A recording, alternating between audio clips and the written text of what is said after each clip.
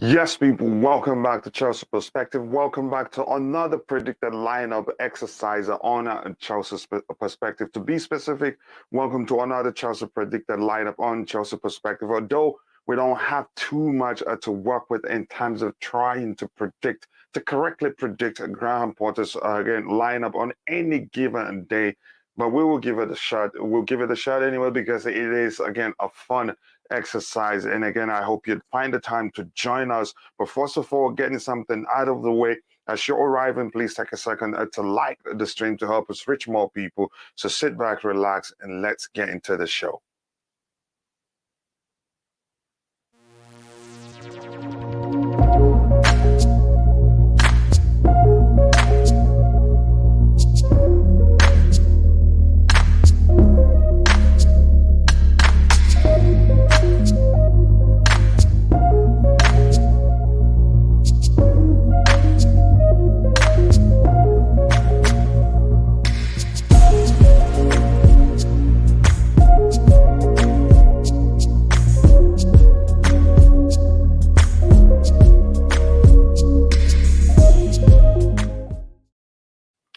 Yes, once again, people, welcome back to Chelsea Perspective. Welcome to another predicted lineup exercise.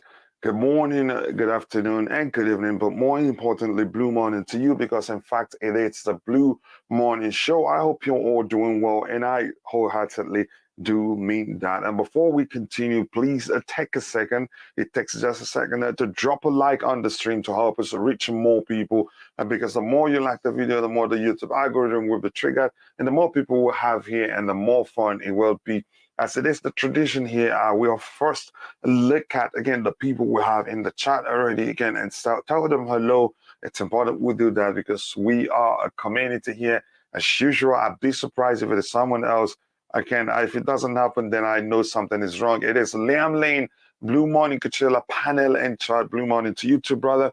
I hope you're doing well. Thanks so much for finding the time to join the show. And again, as usual, he says, please like and subscribe when you enter if you have not, as it helps the channel reach a wider audience. Yes, people, drop a like on the video to help us reach even more people. So thank you so much. Here again, a nice background. Oh, I'm glad you like it. I really do like it too. Thank you so much. Again, the game takes place at the bridge. So yeah, it's only fitting that I use this particular background, but I will be toggling it anyway. Thank you so much, Liam, for finding the time to be part of the show. I sincerely do appreciate that. Again, as you're coming in, if you haven't, take a second to like the stream and subscribe to the channel if you haven't. Roger, big up to you again. You're one of the first again today. Again, I appreciate that. How are you doing, brother? Good morning, sir. Good morning to you too, brother. Are you looking forward to this one? Nervous, excited, again, confident? What's the feeling like for you? Never confident, sir. Never. Always sitting on the edge of your seat. Yeah, or behind the couch. I'm anxious. This is a big game, Mm-hmm. and it's as a child growing up, this is one of the biggest rivalries, one of our biggest foes, shall we say? And I mean that in the sporting sense, of course. I would have to say, if I hate to lose to any one team, it's probably this team. You know, as a Chelsea fan growing up, you detest to lose to obviously your London rivals, but this is a big one. The rivalry. What defines the rivalry for you? Is it again the size of the club, or is it the history, or is it what they've won and all that? I think it's a combination. It really is. And well, I know they haven't won really anything of any note in the last 9.5 years, but still, I mean, a Europa League and I think a League Cup. That's it. Under Mourinho, Europa League under Mourinho, I think. So yeah, go ahead. And I think that's it since they last won under Ferguson. So yeah, they have been diminished. They're not the giant per se that we all knew them to be. I mean, they were huge in the 50s. But 60s. You can say their history sustained them in that category. Yeah, yes, definitely. They have a winning tradition. You know, before, believe it or not, before I was born, they were big. They were big in the 50s and 60s, Mm-hmm. and then I guess the last from the 90s to the noughties, they Mm-hmm. were huge, but yeah, they thankfully they're in decline. But this Ten Hag guy, he could very easily resurrect them. I respect him. He's done an outstanding job, especially how he's handled, the C7 incident. I think he's done remarkably well. Yeah, again, exactly what Sir Alex Ferguson would do. Yes. Oh, and then Yeah, some. Yeah. Well, yeah. It doesn't matter who you are. yeah. Again, if you misbehave, he puts you in your place, and which is good. And like he said in his interview, again, if he gets away with it, something in the realm of if he gets away with it, it won't be good for the dressing room because it trickles down like that. Again, he has to deal with it like he did. And again, like I said, that may have been the last time you've seen him in a Manchester United shirt. I'm Yeah, it not sets a sure. bad precedent, doesn't it? Yeah, Yeah, you're it right. sets a bad precedent. And again, but I'm not sure. I'm not sure. I'm just speculating. If he comes out and apologizes, I think they would throw it out of the window. But he's not that important to them right now. Actually, if you No, ask me, he's it's actually. not. So I saw yeah. the stats of them scoring. It was like Mhm. 2 point something per game without him, and then with him, it's 0.5 goals. The stats of they're better off without him in many facets. Yeah. Yeah, but again, some people don't. Again, it don't look beyond the name Ronaldo. They just want him to be part of the team, and all Yeah. that nonsense. But I think they've started to realize how big a mistake it was. Again, to even bring him back to the club because I agree. yeah, it changed everything. He wasn't that same Ronaldo that left them for Real No, Madrid in the first place. I mean, let's face it. Mhm. He's a great, great player in the Oh yeah, truest sense nobody of the takes word. away that from Yeah, them, from he's him. the Yeah. last. This century's top two. So yeah. Hmm. To me, I'd say what defines the rivalry for me, not really the size of the club. It's about again who wins more. It's history. Yeah, And he'd say also history. Yeah, games you've played with against each other. yeah. The aura of it. There's many facets that make up a great rivalry, but yeah, I Again, mean, if you're in the chat, if you're watching, again, it's a shame we still have just 3 likes. We should be doing better than that. We have at least 5 people in the chat, which means we should have up to 5 likes at least. Again, a nice background. Thank you so much. Again, I had to read that one again because it made me happy. Big up Santiago Munoz. I hope you're doing well. Thanks so much for finding the time to join the show. Again, here again, Santiago saying hi to everybody in the chat. I think you're long overdue to become a mud, but I will look into that. Let's get these 3 points up. Yes, typical American calls it points like my fellow Americans would do. Let's get it up. Come on. Yeah, okay. Now again, indeed, it is 3 points. If he's talking about the game, I thought he was talking about the like. But by the way, it is the Other Time podcast, my brother and a friend. If you haven't, go check out his YouTube channel. Be sure to subscribe. I know a collab is loading and it will get done loading soon. If you haven't liked it, please, bro, again, whenever you have time, just share the link to your channel. I hope you're doing well. Tobago. He says, big up everyone. Hope you're all good.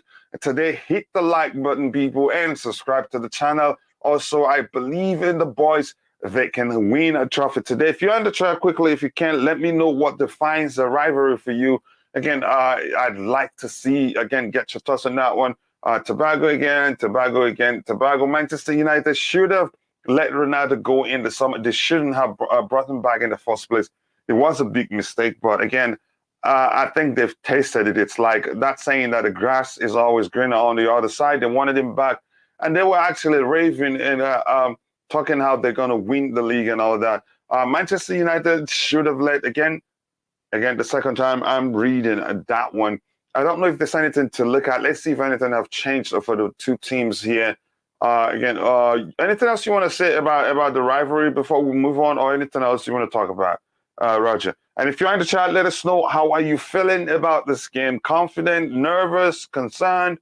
Again, do you think you're going to break your TV when the game comes on? What do you think will happen?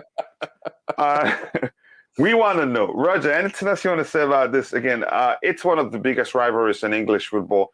Yeah, To me, yeah, again, it's a statement game. It's yeah, simple as exactly. that. It really is. It's a big game, and my only concern is we have dominated the games recently, but we haven't been clinical. That has to change at some point, you would think. Yeah, it has to change, but I think it's going to be even more difficult to change now, given the way they play under Eric Yes. Ten Hag. Again, they don't just sit deep and wait to hit you on a counter like they did under Solskjaer and like they did when Carrick took over. But go ahead with what you were saying, brother. Yeah, you're right. This is a different team. They seem disciplined. They're passing, especially in midfield. That's the engine of their team. Penetrating passes, good tackling. Casemiro's a big addition to their team. Their Dalot seems to be a very good addition. What's his first name? Is it Diego Dalot? I'm not sure what his first name. I just know it by Dalot. But their back line seems to be gelling. Their keeper, I've always respected. I think he's been there 12 years. I think for at least a decade, he's been their best player virtually every year. He's been that good. He's been an outstanding player, and he's been voted as such so many times. He is a steady rock. He is a true shot stopper. At his best, there is no one better than him. He's a magnificent goalkeeper. And if you recall the last few games, another reason why we haven't been quote unquote clinical is because of his saves. He's been phenomenal in goal for them, if you recall. And he's given us a few, though. Yeah, I see what you're saying, but he's a no, but you get my point. Yeah. To me, he's an outstanding goalkeeper. De Gea, yeah, on his day, he has a few flaws, but very few. I mean, I take him over virtually any goalkeeper in the Premier League. He's in the top 3, I think. He's a brilliant goalkeeper. Yeah, he is indeed. Again, let me say when United were at their best, again, you could say the era under that was under Sir Alex Ferguson. Again, no other team came close to them. It was Arsenal. Then when Mourinho came, everything changed. Mourinho, everything changed, and I think you could say that more importantly defined again the rivalry between the two clubs. Or defiance, so to speak, because they didn't like that. Yes. They didn't like. We changed the face of the Premier League in so many ways. Again, it wasn't about them anymore. We were always there. And at the time, we wanted Mourinho won back-to-back, right? There was a year. Yeah. He won back-to-back. That was when they realized, okay, things have really changed. I tell you what really put Ferguson's tail up was when Mourinho ran down the sideline for Porto when they knocked them out of the semi-finals of the Champions League, and then was appointed quote unquote the special one for Chelsea. This is when the rivalry really took it to another level, another echelon. So yeah, you're right. That's a very good observation. That's right. Looking at things from a managerial perspective or from Mourinho's perspective, would you say, again, I think it'd be fair to say he has a hand in redefining the rivalry between the two clubs? I think that's fair. I think that's really a fair observation. I'm not a big fan of Mourinho. I think he's gone a bit stale. But yeah, for his time, what he did, no one was better at shutting up shop with a 1-0 lead. Simple as that. Sometimes it wasn't often pretty. And it can be annoying. But it was effective. It was effective indeed. Listen, my 5-year-old daughter could have coached that team with those players on the field. Come on. You see that back line, that midfield. Come on. That's an outstanding team. 2004, 2005. I mean, seriously. And the depth, Yeah, I love Mourinho, but here's the thing. Again, to me, I don't think he's progressive enough. No, exactly. The game, I think, may have passed him by a bit. He needs to reinvent himself. But the game's passed to me, by. I don't think he feels it's necessary. I think he just wants to be more. Again, it's always winning all the time. I know that sometimes you prioritize winning, but So the fans are beginning to seek again for managers who are even owners or clubs, managers who again who always when you have them, you always see a mix of entertainment and winning. It's possible, and Pep has proven that it can be done. There are some good managers in the world who's proven that it can be done also. Who? Pep. Who? I'm just kidding. I know you heard me. Of course I did. I mean, he's the greatest right now, probably. I mean, let me quickly ask you a question. I know it's off subject, but if you could pick one manager for Chelsea right now, anyone in the world, who would you pick? Who doesn't have any job or no, any manager in the world, who would you want Chelsea's manager to be right now? Wow, the manager I'd go for would be what's the current German national team coach? Oh, is it Flick or what's his name? Hansi Flick. He's one that I've seen again. I don't think I've seen any manager in the world able to mix. You can't say they do again. How do I phrase it again? He has a mashup of Pep's approach and that directness of Mourinho. It's still purposeful, it's still entertaining. Even you can't say it's boring. Yeah, I don't know how else to phrase it, but I really like Hansi Flick. No, seriously. I mean I don't know. I still have a soft spot for Ancelotti. Carlo is a tactical mastermind. We should have never let him go. We shouldn't have. Can you imagine if he had stayed with us? I think he would have done so well. It's just anyway, sorry. So let's go ahead again. When United were at the top, no one had better result at Old Trafford than us. So that again, you could say that again, further defined the rivalry. They will hate that and would always.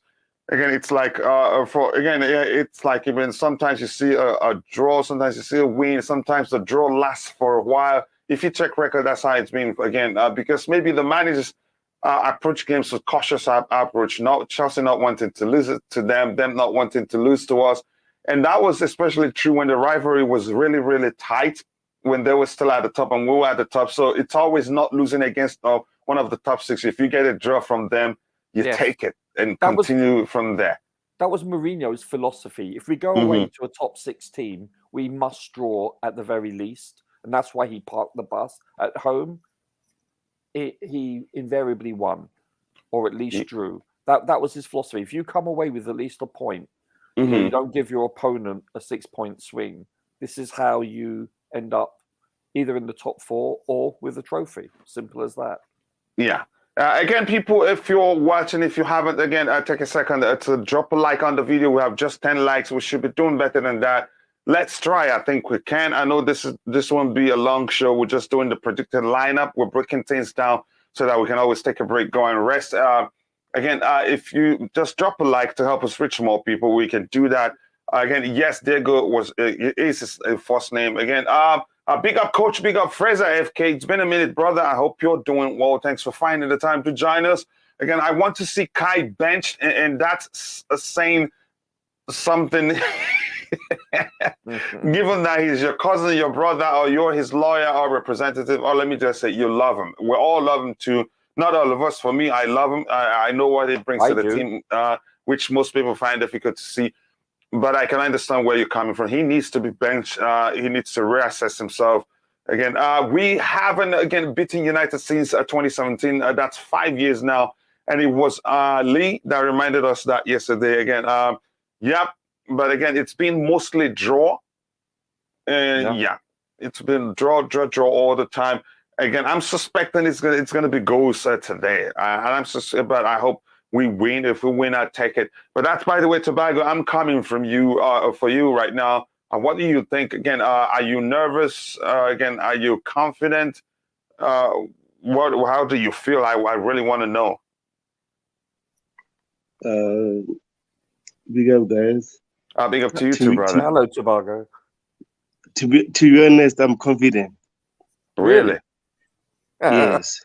Okay. Tell us why. Yesterday I was in Chelsea Den channel. I've told them, like, Graham Potter already beat them with Brighton 2-0. I know Yeah. they are different Manchester United side now, but again, if Graham Potter had beaten them, he can still use the same tactics with Chelsea players, and then Chelsea players are more advanced than Brighton players. So hopefully, Graham Potter have the keys to unlock the door, because we've been drawing so many games against Manchester United, even the games that we should have won them. So hopefully today we break that ice, we win. Also, I don't want to see a defensive error goal. That's the issue I'm having, because I remember the time we played them against last season. Jorginho made a mistake and Sancho scored his first Premier League goal. So I don't want to see any mistake today. I just want us to play well, and then the players should know their roles, and then we should be clinical. That's what I want. Clinical. When you get our chances, be clinical and defend well. And I want another clean sheet. Hopefully, Chalaba will play again today. Yeah. Well, yeah, you're superstitious. Again, yeah, okay. I believe you. If you're watching, if you haven't, again, please take a second to like this stream and subscribe to the channel if you haven't. Thank you so much for all the love. Bobby, good morning to you again. It's weekend, and I was hoping I was going to see you, and lo and behold, you're here, brother. How are you doing? Hi, Oaks. Hi, guys. Hello, Yeah. Bobby. Long Yeah. time. Yeah, always calling me Uggs, but it's okay. I'll take it. It's my brother's name. Gosh, sorry, Coach. Sorry. I don't know. I listen to his channel quite a bit. So Yeah, I know. That's not a problem. He's my brother, so I'm okay. I can take his name. Maybe get his number of subscribers too. no, Bobby, it's not, no disrespect. no, But it's no I'm always disrespect. with you. I'm always with you. No, I know. I understand, bro. And I have good relationship with him. He's a nice guy. So yeah, that's not a problem. So Bobby, again, I want to get that. I know this is something I'd really would like to talk about. What defines again the rivalry between Chelsea and Manchester United for you? Wow. Chelsea and Manchester United have always had this sort of strange rivalry dating back to the 70s. Yep. And the days of people like George Best and Bobby Charlton and Osgood and so on. There was a rivalry then. But it became more pronounced after the 1994 FA Cup final. United won 4-0 with the help of the referee that they really didn't need. They had such a star-studded team, but Chelsea, without any stars, really showed up. And then, of course, there's the whole media thing. You know, United has always been highly favored by the media, and Chelsea haven't. So the rivalry has continued. And of course, in the early 2000s, when Chelsea sort of rose to a greater prominence, we battled it out often for the Premier League title. So this isn't a small rivalry at all. The games are usually very bitterly fought. And if the referee can stay out of it and make it an even playing field, may the best man win. I think we can beat United. I think they have an extraordinary side. I really do. I think their side is very, very good. But I think we can beat them. All we need to do is score. The days of allowing the excuse of missing chances after chances really needs to come to an end. Yeah, we will be punished if we do that today. Yeah. They're a good side. We have to be defensively sound, and we must score. Funnily enough, I really am hoping that Pulisic gets a start today. I think he will cause them problems if he's on form. Yeah, I'd say he's on form, but will he start again? I think we think he'd start, but it remains to be seen what Graham Potter doesn't it? He's shown it's unpredictable. Even when you think okay, it's a rotation. This player played the last game, and looks tired in the last game, and probably won't get to play this time. Boom, you see the player on the pitch. So yeah, it's we're not sure who Potter is yet. We're still getting to understand. Again, is to get a hold of a pattern of how he selects players. Has Chukwuemeka shown enough for you guys to get more minutes or possibly start? For me, I'd say what I saw that day when he came in, he played nearly 30 minutes or so. I think he's shown that he brings something different that we don't really have on the team. Again, in the team, he's different, and I think if he starts, he makes a huge difference, especially in the attacking area. Again, I think he can play that Kai role actually quite well, and be again. I saw this something himself even more than Kai has shown in the past few games that he started. Roger, what do you think? I wholeheartedly agree. To me, he's going to be a superstar for us if he stays healthy. I don't see why not. I think he still needs. This is a big game to start for a very first. I don't believe he's ever started for us, has he? So this would be huge. That maybe the show may be too heavy for him in this occasion, considering what he's the ripe old age of 19 and a couple of days. But yeah, eventually, as the season progresses, I don't see why not. I don't see why he shouldn't start. Not even on a rotational basis, just because of his skill set, his physical. He's just prowess. different. Yeah, he's, as I said, when I watched him play for the England junior teams, I think it was under 19 or under 21, he was truly a man playing amongst boys. He stood out that much. I implore you, go watch some of the games where he's played. He's phenomenal, you know. And then when I saw that we had acquired him, I was dumbfounded. I didn't think that would ever come to fruition. He's a very good player. I would like to see him come on as an impact player today. Hopefully that he's not required to do so. Hopefully we're up. But if it's a tight game and he comes on and he does well as he did the previous game, I don't see why not. I think the stage is not too big enough for him to come on as a sub. It may be too big for him to start, however. But yeah. I hope I'm proven wrong. Yes, again, for me, I think he's capable of making a difference for us if he start. You could see that if you rewatch the game again and see again, he did start again, but the minutes he played, wow, again, he's just different, and he has something we're missing in the team. Never afraid to take on his man. Again, always looking to progress the ball, always available also to support play. We haven't had that in the team.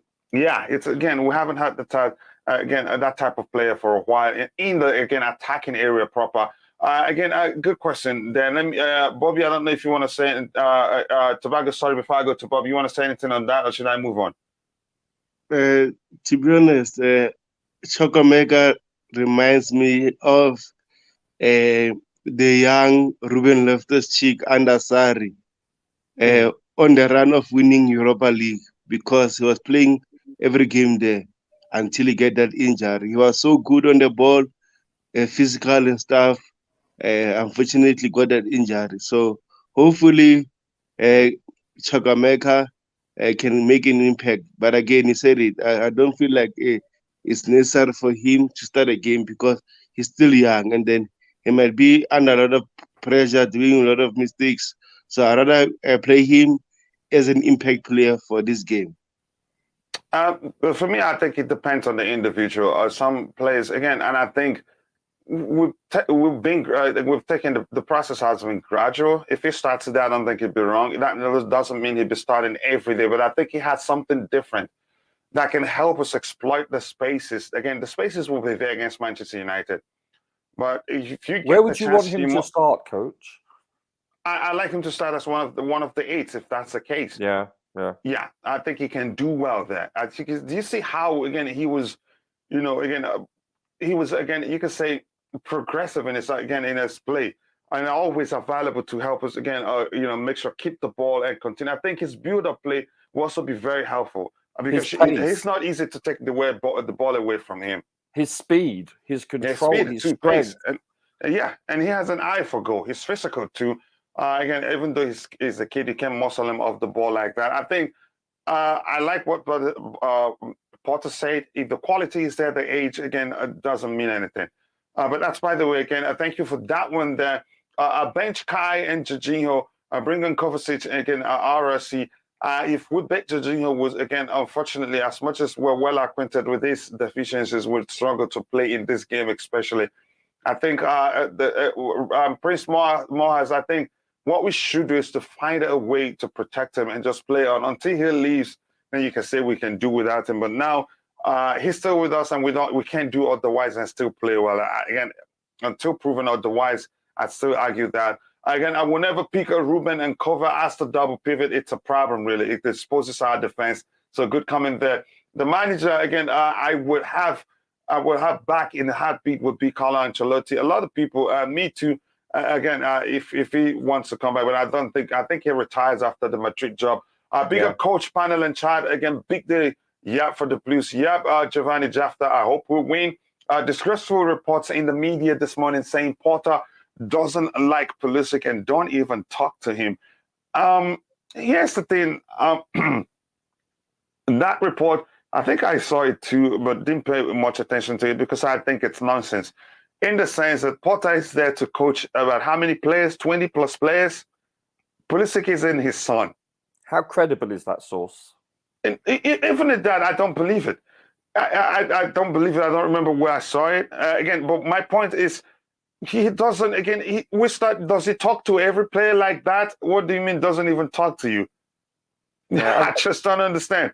How do you get you joined from the bench? He must have spoken to you too and said, this is what I want you to do. This is what I want you to do. He's not a therapist. He's just the coach the entire team. He only speaks with you if you have a problem. Then you go see him in his office, then you talk. But during training, he shouldn't be talking to you and you alone. Or maybe he said he's the one that has gone to, probably told someone that he doesn't talk to him. And then the media, when they hear that, they blow it out of proportion. Do you want special treatment? It sounds to me somebody's seeking attention. It's not getting it. That is, if this is the truth. But there's no way to tell it, if that's the truth. Again, but that's, by the way, if you're watching, if you haven't, take a second to like the stream and subscribe to the channel. If you haven't, we'll go straight to the, again, lineup, picking the lineup as soon. But right now, again, we're still, getting, talking with those, addressing comments in the chat. But Roger, you were going to say something about that. No, I just, I don't, that doesn't seem like Potter's MO. Really doesn't. Mm. He's more of a people person. Yeah, than what this comment is, what this report is suggesting, right? Yeah, if this was Mourinho, I'd say okay. No, even him doesn't do like that. But I said, the manager is there to train all the 22 players plus. He's not your babysitter. It's not your dad. Maybe you're looking to get special treatment, and you're not seeing it. Saying you that starts again, the rumors are emerging that he doesn't even like him. Go ahead. Potter even said in a news conference, "I look at them first and foremost as people, then as footballers." So his mindset is quite intelligent. Mm-hmm. So I don't know where this nonsense is coming from. It'd be interesting to hear what Bobby has to say with this one. Yeah, because that's the type of thing I know he doesn't like. Bobby, you have the floor. Let us know how you feel about that. Bobby loves that one. About who? About this report. Liam Lane saying here, disgraceful report in the media this morning saying Porter doesn't like Pulisic and doesn't even talk with them. I don't believe that. That's nonsense, isn't it? Yeah. It doesn't even make sense. I wanted to make a comment about Carney Chukwuemeka. Yeah, go ahead. Yeah, I think that is a very, very exceptional talent we have there. I heard someone comparing him with someone. I don't think that's a player you can compare to anybody. He's going to be his own player. It's very rare to have an offensive player have the potential to really do something in the Premier League. Kevin De Bruyne is one of the few that has really, really come to prominence from youth, and of course Eden Hazard. But it's quite difficult because the Premier League is so brutal. These talented players can tend to get stifled. I hope it doesn't happen to him. I don't think it will happen to him, but I think he's an exceptional player. He really is, and it's only a matter of time that he's going to be a starter. Because if you're good enough, you're old enough, and he's beginning to show that. I understand how they're easing him in, but I don't think you can keep that guy on a leash for too long without having to depend on him. Yeah, he's such a talent. It's so unique. It's very different. Like I said, he brings something that, again, nobody in the team right now can offer. The way, again, he applies himself on the pitch. Again, I think I wouldn't be surprised if he starts today because he brings something different. Except if the managers are still being cautious not to overdo it, not to overwhelm him with expectations and all that. But I think, like Bobby said, if you're old enough, if you're good enough, you're old enough. I think he'd be able to carry that weight. That's not me saying he should be starting week in, week out. No, we have too many games. The games are coming in thick and fast. Again, it only makes sense to start a player, again, like him, given time, give him the opportunity, because if he doesn't get to play, he will not gain the experience. It takes him playing to gain the experience. But that's why the way. Roger, again, let's go into, again, the lineup. And just quickly before I do that, just say again, Roger, what can Roger say is, again, Chelsea win. I take that. Again, if it happens, I'm nervous. I have to be very honest. I'd be lying to you if I say I'm not nervous. But that's by the way. Let's get into the lineup building. Roger, your thoughts. What formation do you think he'd deploy? I think he's going to deploy probably a 3-4-1-2. Not 3-4-2-1. Yeah, I think he's going to want someone like your player 6. If you move your 2 8s forward up, I think he's going to want to have one person closer to the midfield to counter, to help with, especially if Jorginho starts. I think that's what he's going to want to do. Let's say it's so Mount. You're saying you think this is going to flip? I believe so. I think it's more natural. And you said, why is that? Again, probably let's just, so the number represents how people want it.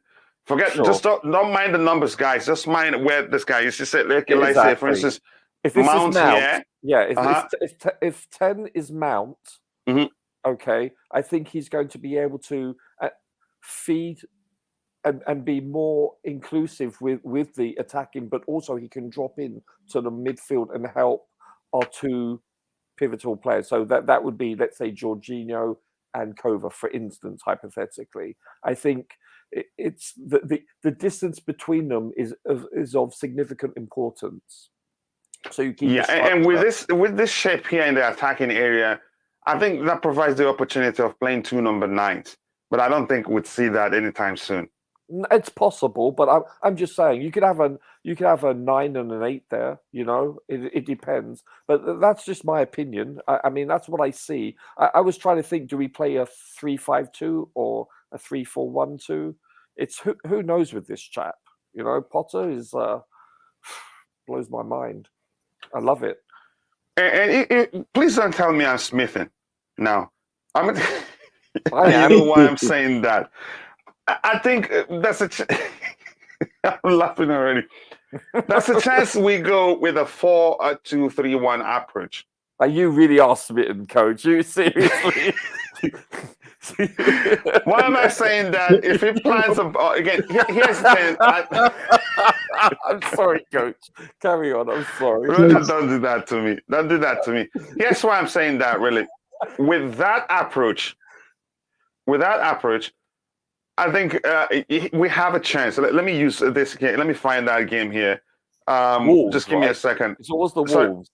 Yeah, with that approach, I think we have a chance. Again, it's a more, you could say, cautious approach.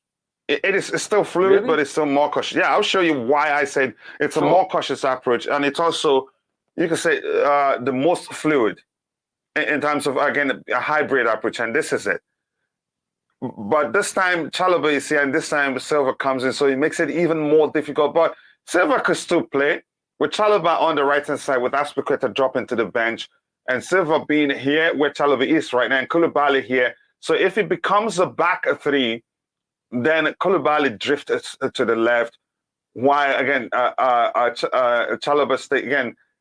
It doesn't. I don't think it'll work with Chalobah in, and Chalobah will most likely start. So it's a difficult one, except if Koulibaly drops to the bench, then it's Silva, Chalobah. Again, when it becomes a back three, then Chalobah comes to the right, and Cucurella, or then Koulibaly goes to the left. Sure, I get it.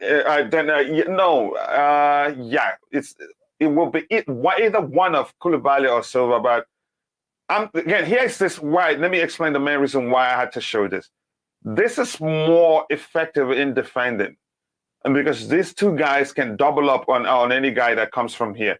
These two guys also can double up on any guy that comes from here, and even three of them, if well coordinated, can, again, close out all the passing lanes from this lane. Yeah. So yeah, to me, this is more, again, you could say, effective defensively. That's how I see it. But if it is three, there's more risk in a three, honestly. No matter how we see, I know people see the three at the back approach structure as a more defensive approach. It isn't really. It depends on the application. And in our case, I think the way we apply ourselves when we play with the three at the back system, we have less people defending. Can I ask though, why hasn't Potter implemented it more? We've only seen. I'm not sure why. It may be again. We've talked about his unpredictability. He's probably again trying to not to be again startle the opposition more often than just just changing the personnel. Do you think that's going to be our base formation going forward? No, for Potter, you don't know. I've seen in situations where he's actually played something like something with 1-1-1, 2-2. Again, 2-2-2 is very popular. There's a one where he breaks them into ones. Again, stalking them. Again, if you look at his Brighton again games, you'd see that yourself. I get it. But it's not sure. I'm really not sure what Potter does. Tobago, what formation do you think he deploys? I would rather prefer the one Rogers just told us 3-4-1-2. But again, I don't see Potter playing that 3-4-3 for me. You think it's going to be a 3-4-3 approach?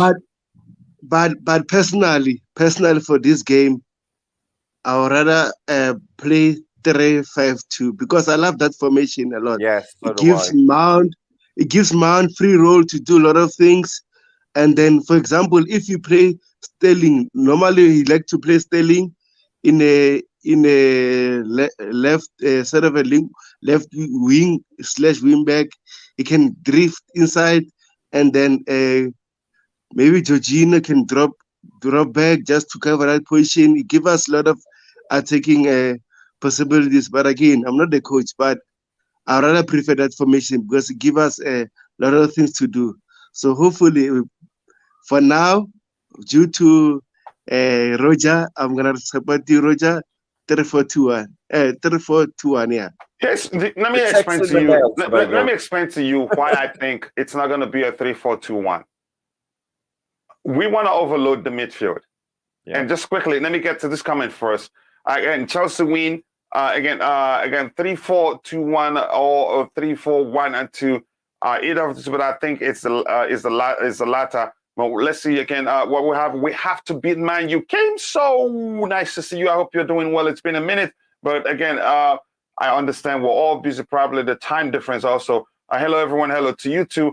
Again, it's hard. Again, the midfield is where the game is going to be won. That's why I'm coming down. I'm going to come back to this comment a bit. That game will be won in the midfield. Chelsea have to smash Man U 4-0. It sounds easy. Again, another great day again to be a true blue. Yep, keep the blue flag flying high. Thank you so much, Adekunle Temitope, my Niger brother. I appreciate you saying that. Play Zakaria. He is physical. Again, this game is more like, again, intelligence is in there more than physicality. I have to be honest with you.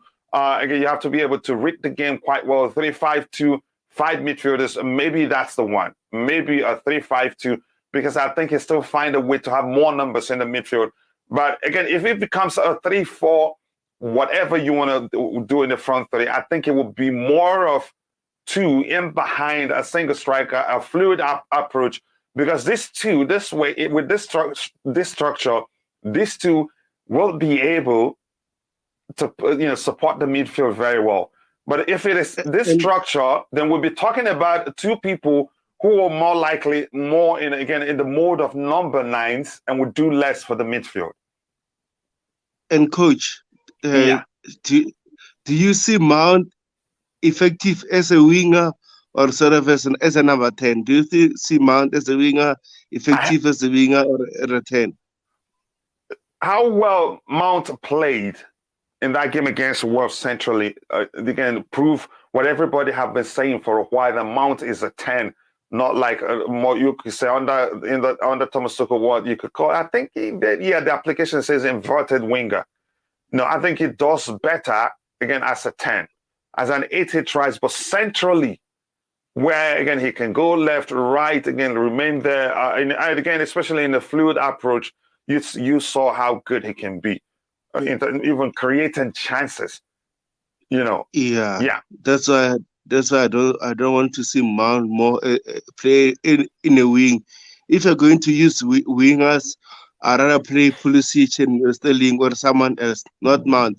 I see Mount effective as a number 10 because he's so good there. He can provide assists, he can score goals, he can do a lot of things. But as a winger need a player that can dribble and square crosses in the penalty area, and then I don't see Mount doing that during 90 minutes. He can do that few times, but he will be marked so well, and then we end up losing ball. So I would rather, as Roger said, I prefer 3-4-1-2 formation, Aubameyang and Sterling up front. But again, I'm not the coach. Hopefully, Grandpa can watch our stream and play Mount as a number 10 for this game. Yeah, I hope so. I hope so too. Again, Roger, you want to add anything to that? I'm trying to take something quickly, and then I'll come back, catch up the chat, and then we'll start picking the players. Yeah, I'm not sure whether he's going to go with a back 4, to be honest. I mean, I see your point, coach. I really do. But there has never been a day. Sorry for cutting you off. That was rude. Not at all. On the ground, Potter, there's never been a day where we've started a game with one structure and finished with that structure. I haven't seen that. I think we've played consecutive back 3s, though, haven't we? The last 2 games. But it always again a hybrid application. Yeah, it's a variance. Yeah, I get it. Yeah. No. I understand. He's never steady Eddie in that regard. He's predictably unpredictable. I mean, if you listen to every professional pundit and expert on TV, they say the same thing. That if they can't figure it out, how do you expect a plonker like myself to do? It's it's impossible. I like that approach about him. He's certainly not static. You can never accuse him of that. No, never static. No. Very, very hybrid. I said many times, the opposing coaches must be pulling their hair out. Like, how do you prepare your players to play? And you have to spend extra time basically coaching them both in the classroom and on the pitch. Basically, this is what he may do in this formation or this formation. So you have to maybe track back more or go sideways in this instance as opposed to this. This confuses the opposition. So they have to spend more time trying to determine when Chelsea has the ball, or when they have the ball, how can they break us down? So this is great for us. This is absolutely a positive, never a negative.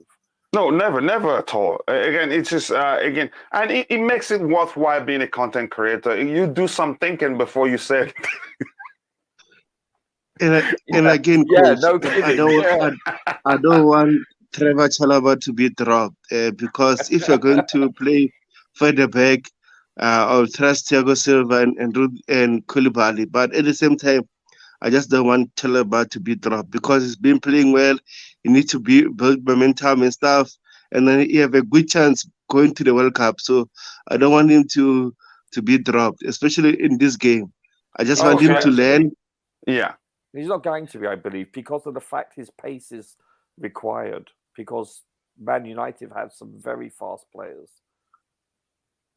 Yeah, and so fear not. Fear not, he's not going to be dropped.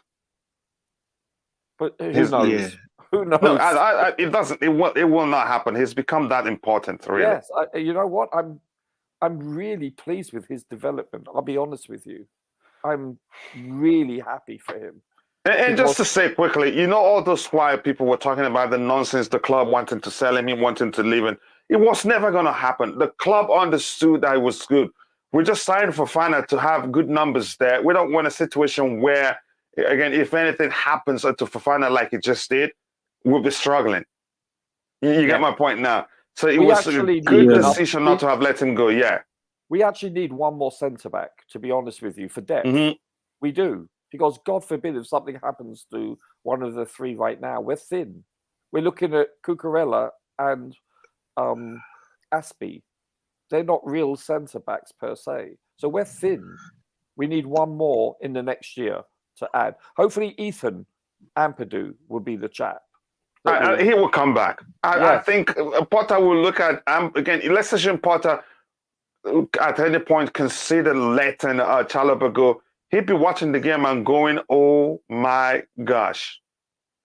Like, what a mistake it would have been. As much as I believe, again, he was never close to leaving. Plus, he was interviewed close to that some period, and his response was that he's staying. He's not going anywhere. He's a confident kid, and he understands nothing is given. You earn, again, whatever comes to you. But that's why, let me catch up with the chat.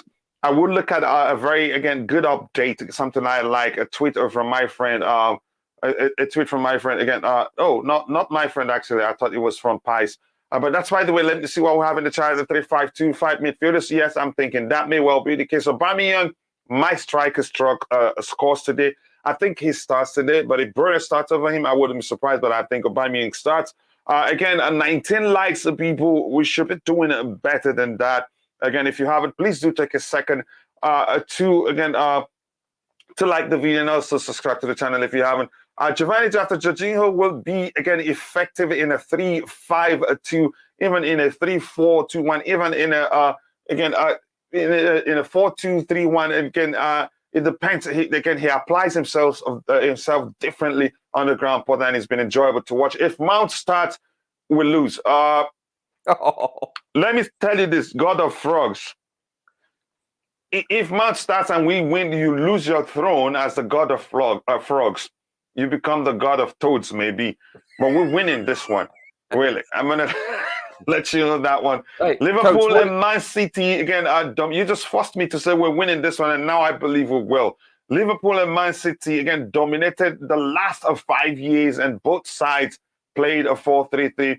That doesn't mean, again, I wouldn't say the structure is what will, again, make them successful. No, it's the manager's tactical acumen overall. That's how, and again, application. Chalobah is, we have teams who play 4-3-3 and haven't been able to achieve anything.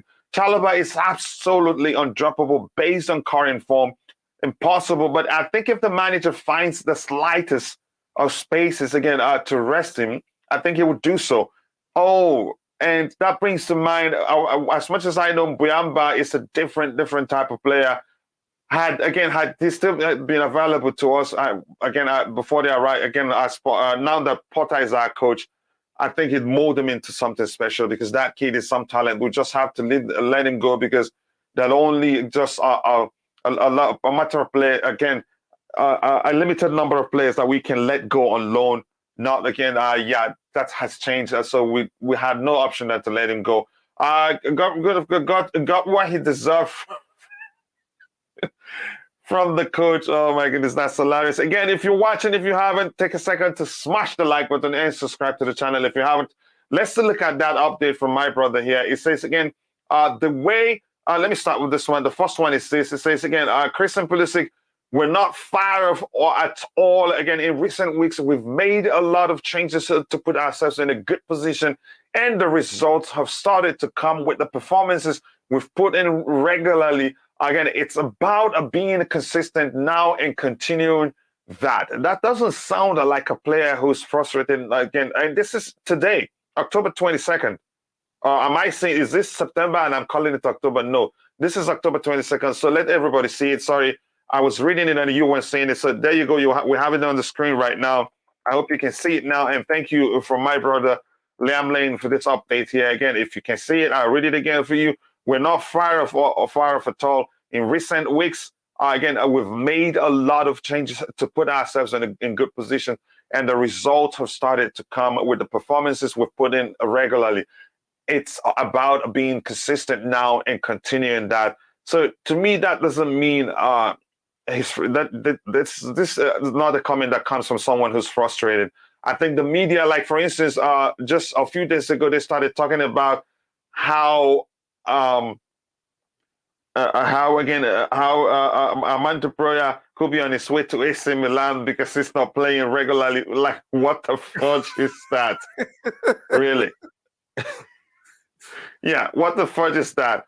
The way we're moving now, there's only good thing to come. So we will just continue with this mindset. It's what this club does well and continues the fight to win trophies.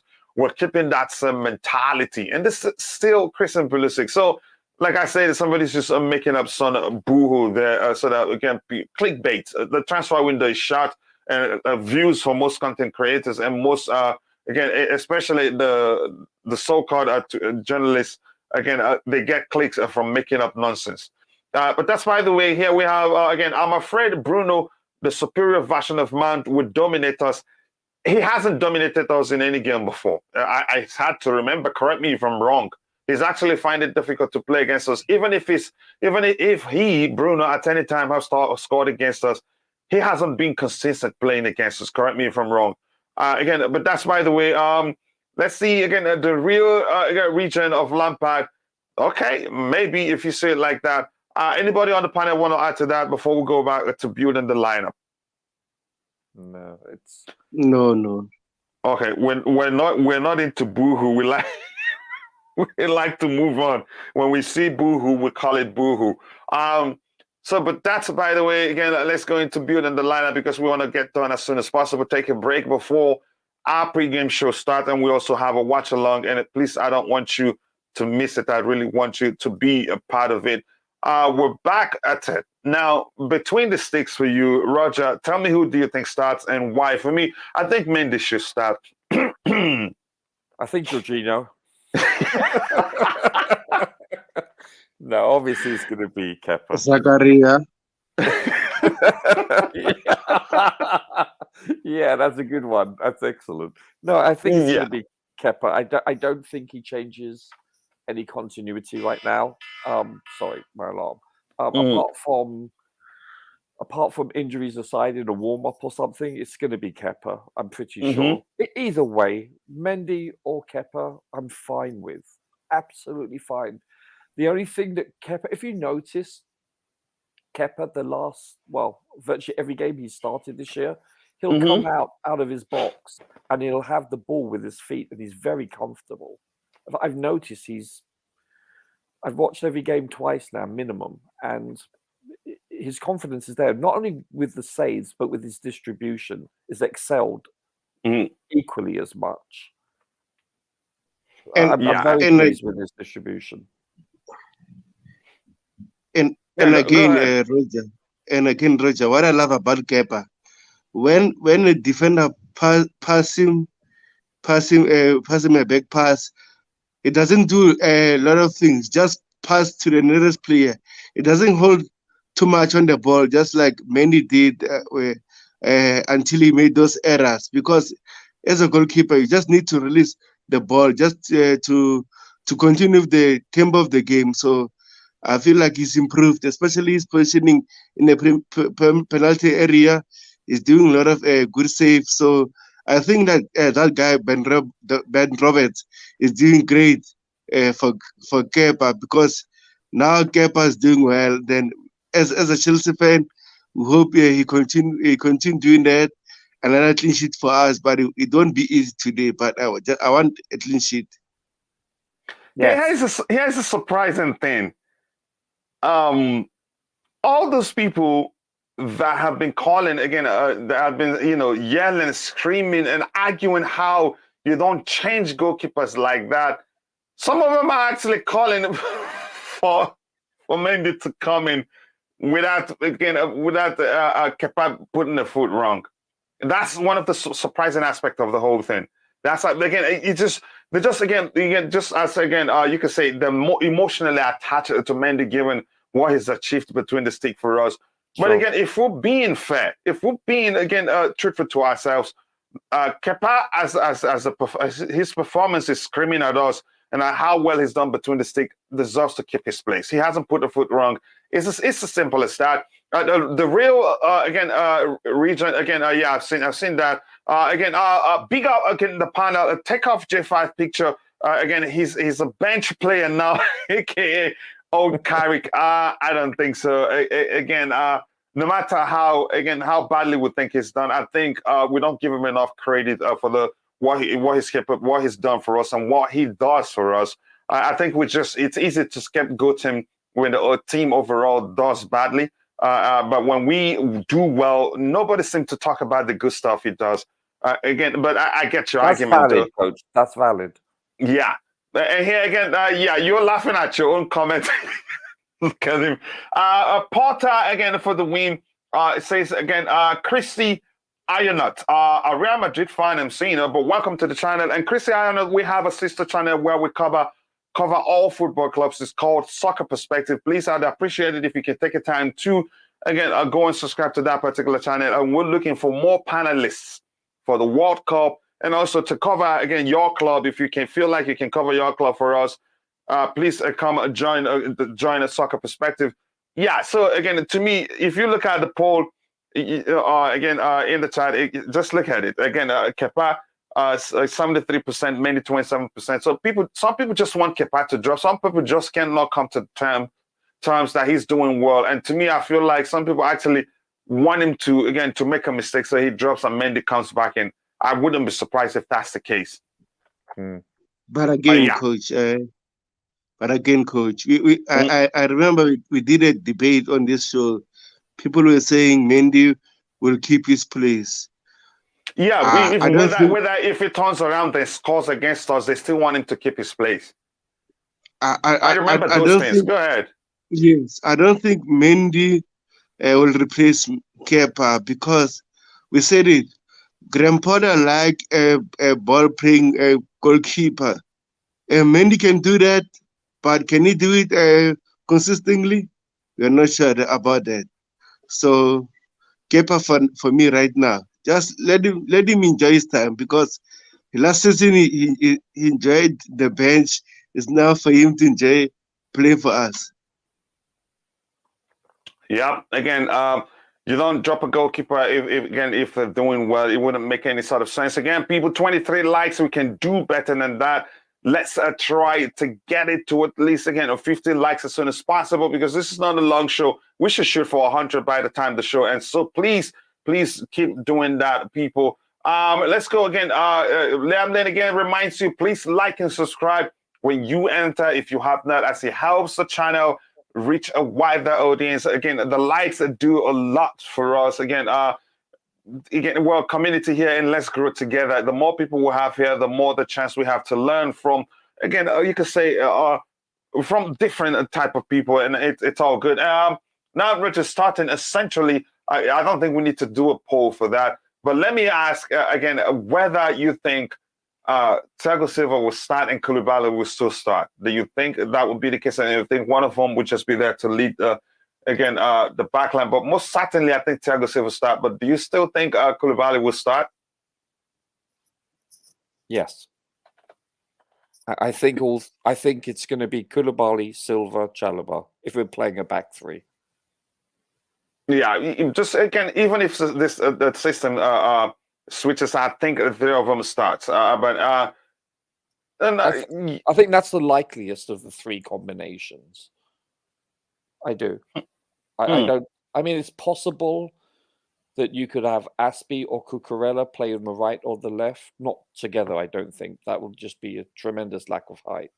But I believe there's a possibility Cucurella could play for the number 3 spot there on the left, but I doubt it. I think it's going to be Koulibaly. I do.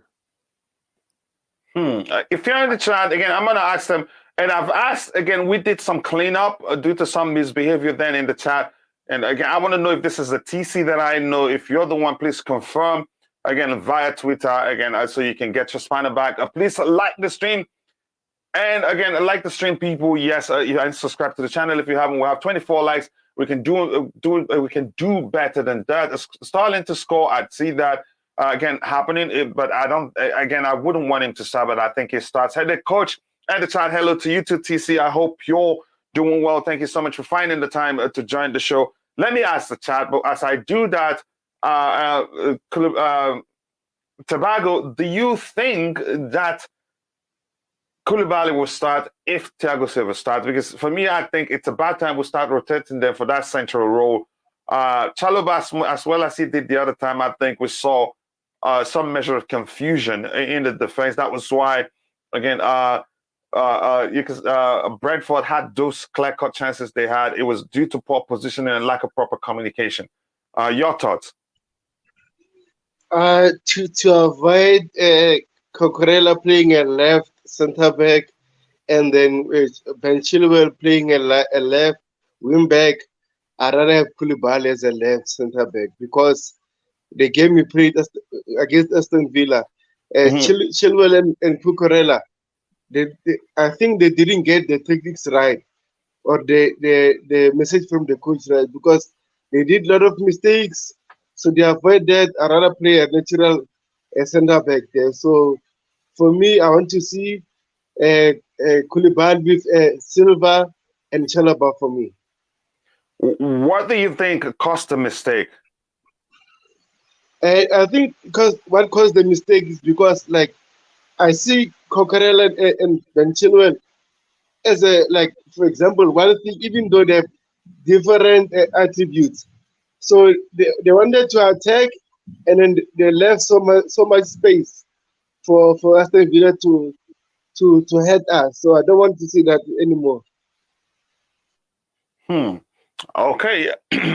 Let me ask you this, Roger, before we move on. What do you think caused that? Because a lot of mistakes we saw. Again, it was a lot, really, for being honest. And we're lucky, again, Brentford didn't capitalize on those mistakes. Because again, like I said, the high rating they got from that game, to me, comes from their, again, ball playing ability, not necessarily their defensive ability. Because we looked at the numbers too, on that day, the numbers showed defensively we were actually awful. So, to you, what do you think caused the problem? They were very direct. You know, the defenders are defenders. No. I'm talking about Brentford. I think they have speed. They were.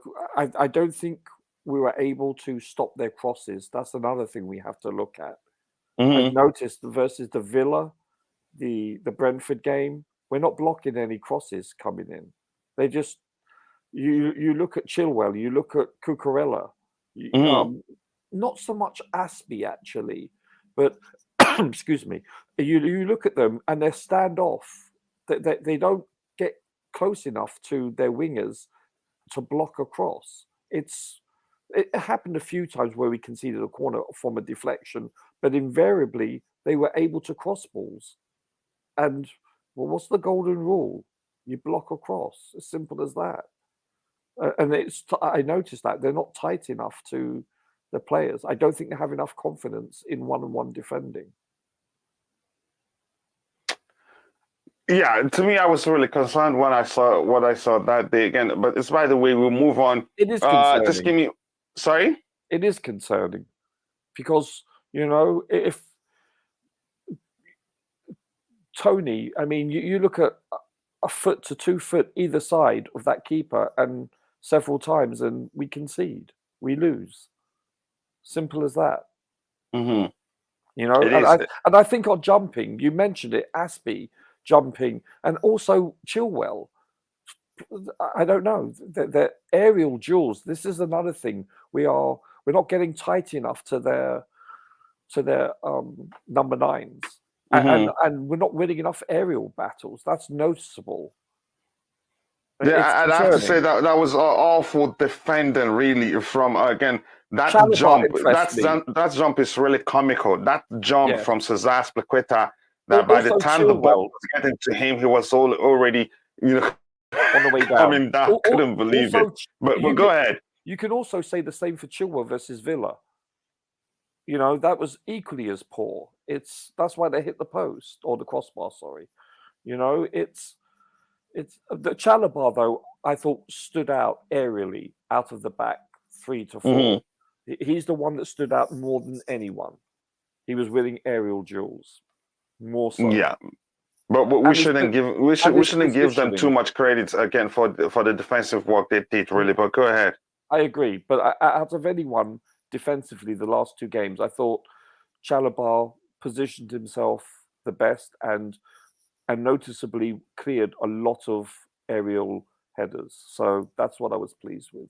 Other than that, it was substandard. Yeah. All right, people. We're at 26 likes. We can do better than that. Please keep liking the stream and also do subscribe to the channel if you haven't. Thank you. And thank you so much. I appreciate that. Again, this says, let me see, you can hit the like button, people, again, and subscribe to the channel if you haven't. And also make sure to go check out the coolest Charles. We were there. We took the fights to his channel, but he refused to fight. He only became, again, the host. But I think we'll try that some other time. Again, he will share the link to his channel soon when he gets a chance. Please go give him a follow. So, and I wrote, again, still have here, and nobody... thank goodness, again, just Viola isn't here. Yeah, exactly. She would have just made the most out of the situation now. So here we can say, again, it's Koulibaly. Again, I think as much as I wouldn't play him there, I'd try to start, but I'm not Graham Potter. On the right-hand, yeah, go ahead. For a big game, coach, I think we need all 3 of them. I get your rotation, but that's for a top 6 team. I think when it comes to playing the big teams, I think we need all 3 of them.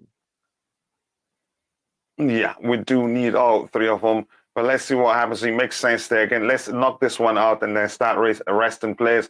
So that one picks itself. Here, again, we actually don't have any other option for this position except for Cesar Azpilicueta or, again, this guy can play there. What's his name? He's played there before.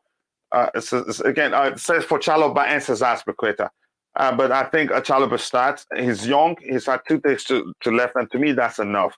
But if we get a chance, I think we should play. What's his name? We should play again. Cesar Azpilicueta there and give him a break. But when does the break come? Now let's start here. This one, who do you think starts and why? And I have my opinion, but I'll let you drop it. And if you drop it, then I'll come in and let you know who I think starts in that position, really. Let me think here. In a 3-4-3, take your time. You can call for help to pick up. Call somebody to help you do the thinking. We're here for it. 3-4-3. Oh, no, I'm trying to think who started the most. So it's probably going to be Chilwell today, right? Because Cucurella started the other game. Did he not the previous game? Is he going to rotate them? I don't know. To me, I'm leaning towards Cucurella personally, but I think the coach will pick Chilwell for this game.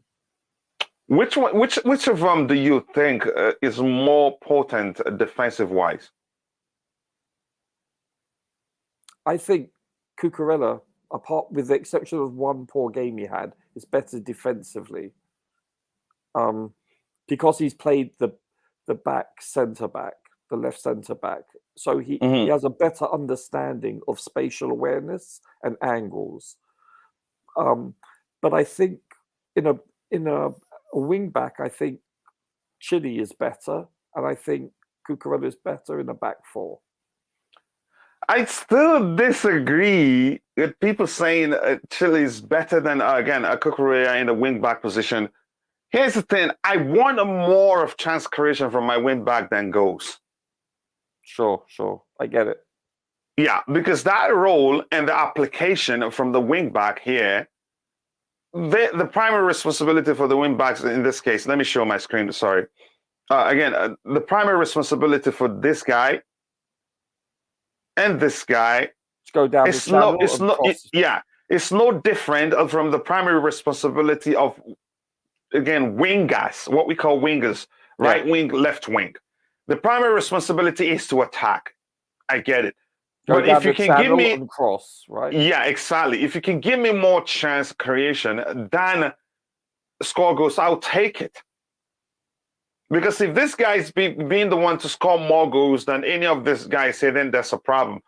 They can, again, if they score and still create chances for this guy, I prefer that. Cucurella, probably, again, where he, again, you could say at Brighton, the statistic, I'm going to find it so that I show it to everybody. I think it was Gopo on the panel that talked about it.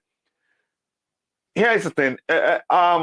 Cucurella he was, again, I don't know if he measures Kevin De Bruyne or if he if he had more balls into the box than De Bruyne did, but I heard he had a total of 500 plus or so, or nearly that number.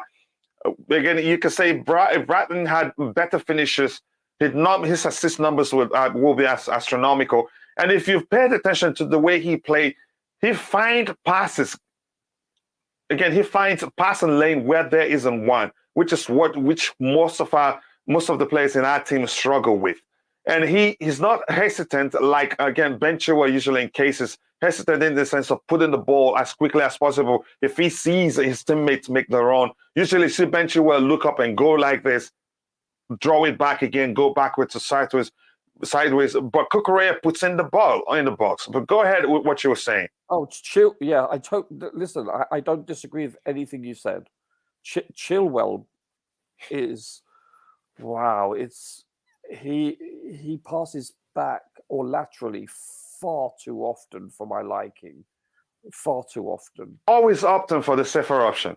Yes. Maybe this is his instruction. I don't know. But I'm not a big fan of his. I'll be honest with you. The only thing he does provide is height in some regard. So that I do like that. But he's not a great athlete. Let's be honest here.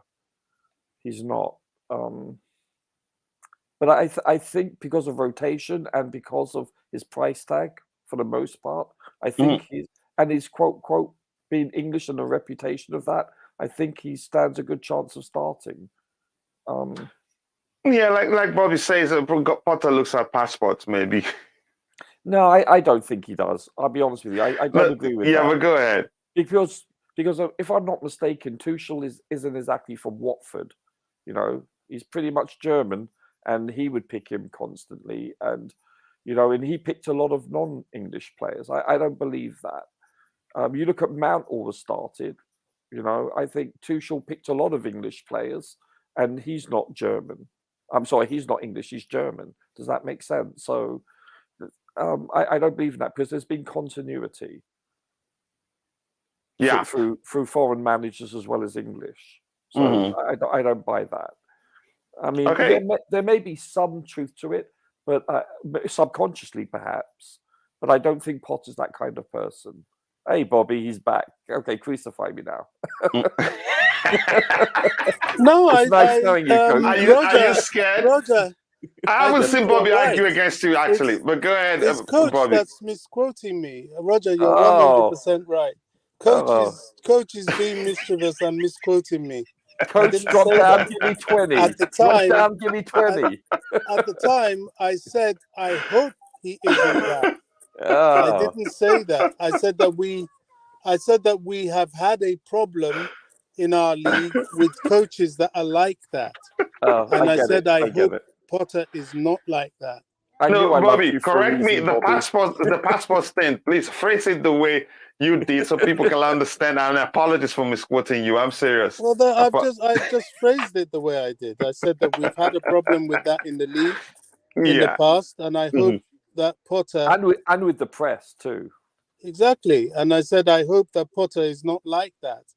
At the time, I didn't say he is like that. But of course, Okay, people would I hear said that and maybe. I used the word maybe clearly. If anybody paid attention, I'd be say maybe. But yeah, I get what you're saying. Okay, Coach, apologies if I Coach, misquoted you're you, brother. dead to me, Coach. You're dead to me.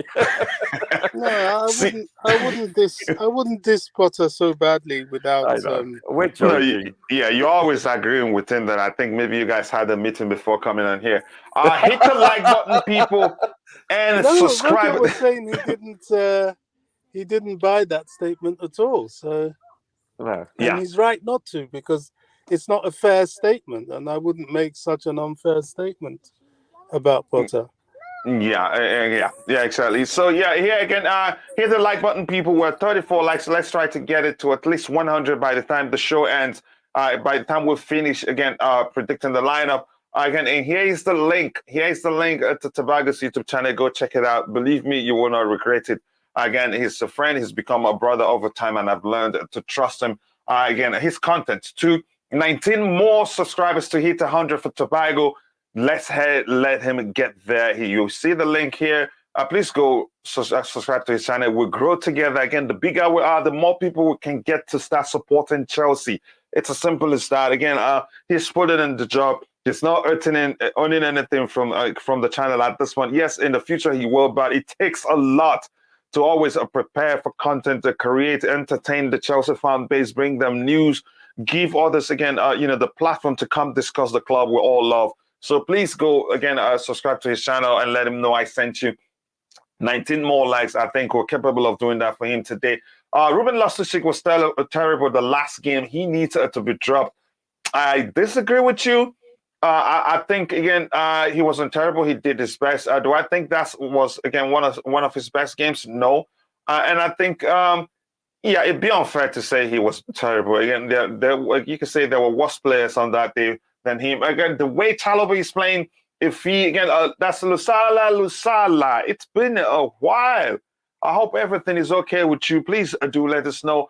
Again, the way Chalobah is playing, he was again at a smaller club. If he was at a smaller club, Chelsea would go and pay 80 million to get him. Again, he's better than Kunde. I will take that anytime any day. Defensively, again, I'm going to say this, but maybe that changes if we get to see Fofana even more. I think he's a better defender than Fofana is. Fofana is just, again, a better ball carrier.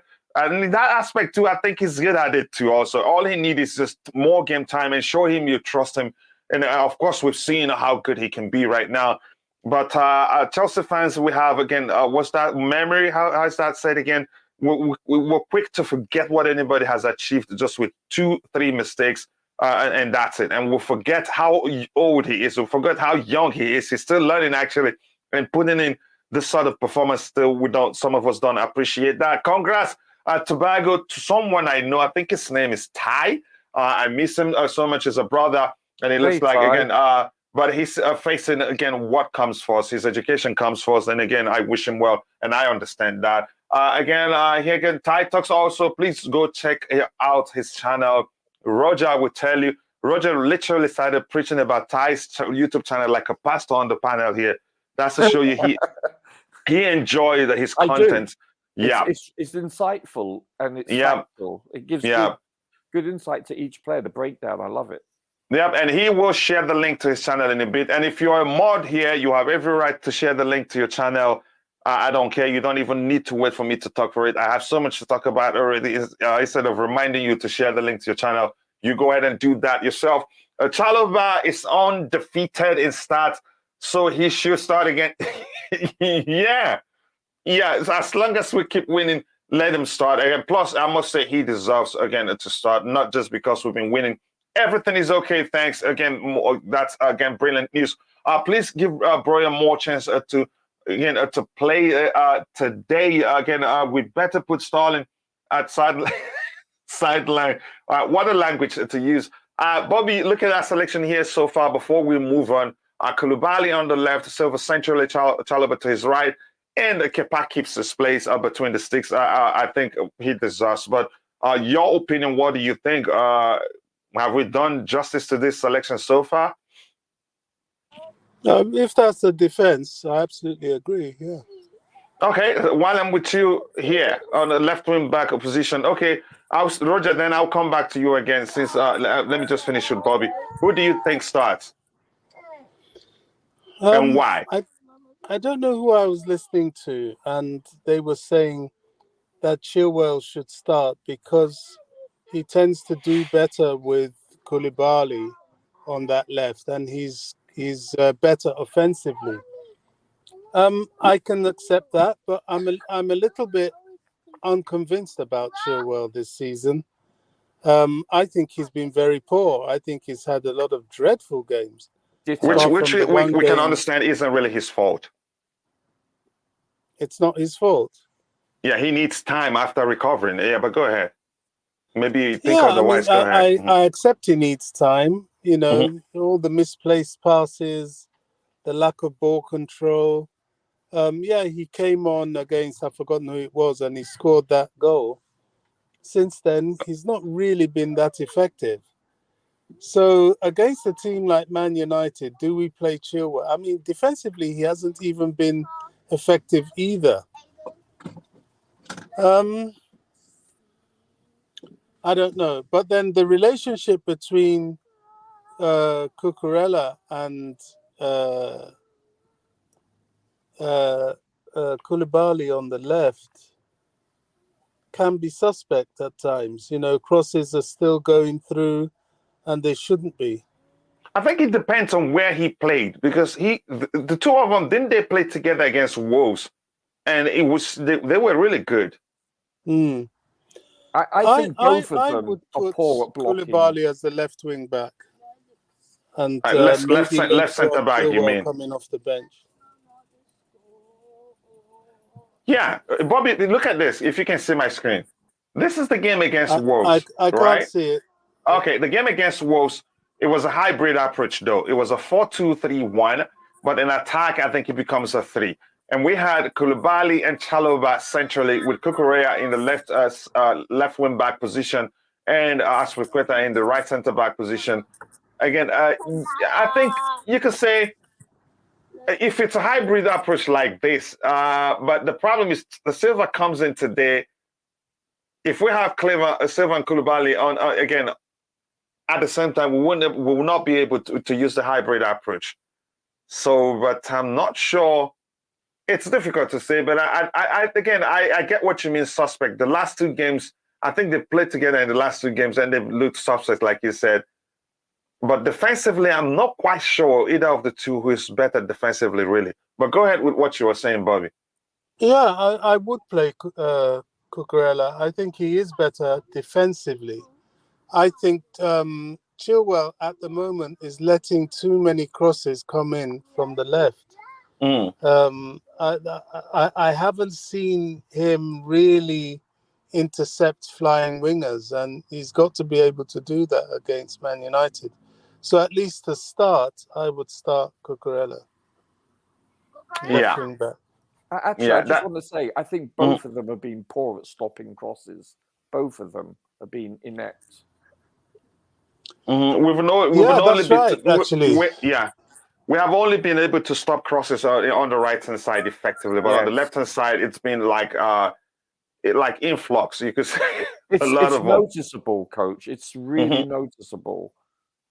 If I can notice it, that's pretty scary. Yeah, and Bobby using the term flying wingers reminds me of Bosingwa. They call him the flying right back. Then, but that's by the way. Again, I think let's go ahead with the lineup. To me, I'm not really sure who to pick here, but it's most likely given that Ben Chilwell wasn't even on the bench, and it's not like he was sick. Was he on the bench the last game? No. So probably well rested and ready to go for this one. I think he starts on the left. But those in the chart thinks it's going to be Marc Cucurella. I think, well, I'll pick what those in the chart, the person they think it's going to start. But I can assure you, I think it will be Ben Chilwell here. So the chart at 60%, that's just 5 votes. I think it will be Marc Cucurella. 40%, I think it will be, again, Ben Chilwell. 6 votes now. I think we'll see. But remember, I told you this. If you're voting, I told you. I think Chilwell will start. But let me just add what they picked. They picked Kukurea there, and I'll come back to Ty to let us know what it thinks about the player we picked so far. Let me just go with Kukurea. Even though I don't think it starts. That's what democracy does to you. You get accept again whatever the people want. Again, yep, I've read that again. Chelsea win, I believe will win. Thank you so much for joining. I believe Chelsea's main issue is in the midfield. Yep, that's the truth. And that this game will be won in the midfield area. There's no creativity with Jorginho and Kovacic, both alongside again, playing alongside it. Yeah, again, even Kante is more creative. Again, you can say in terms of creating chances than that too.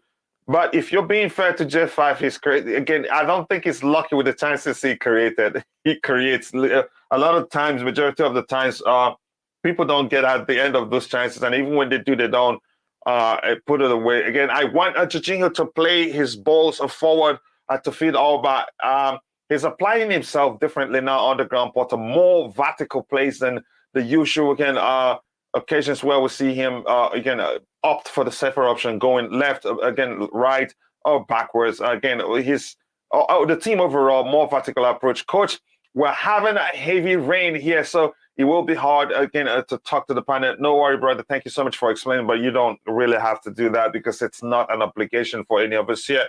Ty, coming to you. How are you doing, brother? Confused. Hello, Ty. Hello. Okay, you're confused. Okay, why are you confused? This whole hatred, well, not hatred, this criticism of certain players when you've said, well, you even said it, that they were worse players than them on the day, but people won't really highlight that. But that's something else. I was just dumbstruck when I just came back and some of the things that I was reading. But I mean, people have their opinions, and I'm not going to say anybody's wrong. I was just confused. Yeah. But the lineup so far, I mean, it's the most logical one. I think that is the back line that is most likely going to be the one. I mean, we don't really have Fofana, so obviously we couldn't have said Fofana is playing. And I think that is the back three that would be most effective. So it's sensible. I think, like you were saying, and I think Chilwell is the one that slightly edges it than Kukurea. But I would start Kukurea, and I think probably playing him in that advanced position probably would have allowed him to have at least a better performance, or probably offering more than rather playing as that left centre back. And despite him possibly being utilized as a left centre back mostly on the Graham Potter in the past, when you come to a different club, when you have different personalities, and it's not a case where you're able to utilize what you did somewhere else the same way you did at the previous club, it's not as easy. But I think Kukurea, his performances hasn't really been as impressive. I mean, he does the little small things that, the first time we saw him play, we remember that he's good at finding passing lane, and no matter where it is, he'll try to do that. So you'll still see those glimpses of it, but we're not really getting to see him, being impressive, really. It's just him doing the customary things you'd expect from him. But I mean, I would want him to start, but I think Chilwell may start, and I think Chilwell needs to start, because if Chilwell is going to become the same player, or even close to the same player he was before, he needs to play consistently, or he needs to play more than just playing here. Because yes, he has really been impressive, but there's no way he's going to recover fully from being out for half of a year, essentially 6 months, and not and come back the get same an opportunity. So yeah, I agree with most of the lineup right now. Yeah, again, I think you and I the same. I think Ben Chilwell will start, but to me, not for the reason, the fact that he needs more game, but because he rested. He rested. He didn't get to play. Then it wasn't even on the bench. Correct me if I'm wrong. I think that if you ask me, I'd say the reason he wasn't part of the squad was just for him to be well rested for this particular game. If Kukurea started, he can do an equally good job, and an even better job at creating chances again and finding passing lanes when you think he doesn't have one, and also quick decision making in terms of putting the ball in when a player makes the run. He's not hesitant to put in the crosses. Again, this is something I don't want to talk here. Whatever I have with Nick, I'll sort it out with him. I don't want to start talking about it again publicly. Jorginho, many progressive passes against Brentford. Again, scenes on the ground, Potter. We've seen more vertical passes from the team overall. We noticed that was one of the first things you notice from the players that has changed. We'll rarely opt for safer options, especially him. The last game, I think he had 17. The closest to him was Koulibaly, who had 12 vertical passes. So I think 12 balls into the box, which is more progressive passes. Hey, people, again, support the channel. TyConfused.com. Why? And he just told Jorginho will score penalty today.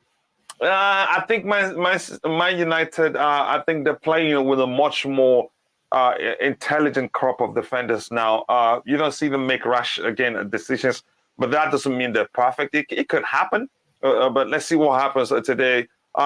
Since we need to play a back four, there's a chance that's the case. But Graham Potter, there's never been a day where you watch Chelsea game and say, you know what, we played throughout this game, we played a back three. It's always a hybrid approach, one way or the other. Either in the midfield area or in the attacking area. I want Koulibaly to bully Bruno today, just to take him out of the game. He gets frustrated if you're physical with him. He gets frustrated, but you have to be careful doing that. You don't want to get a yellow. Like I said, I think even if he's had a good game against us, he's never been consistent against us. If Chilwell starts, we lose. A simple start. I don't think so. It depends on where he starts. Back four with our midfield, not sure at the moment.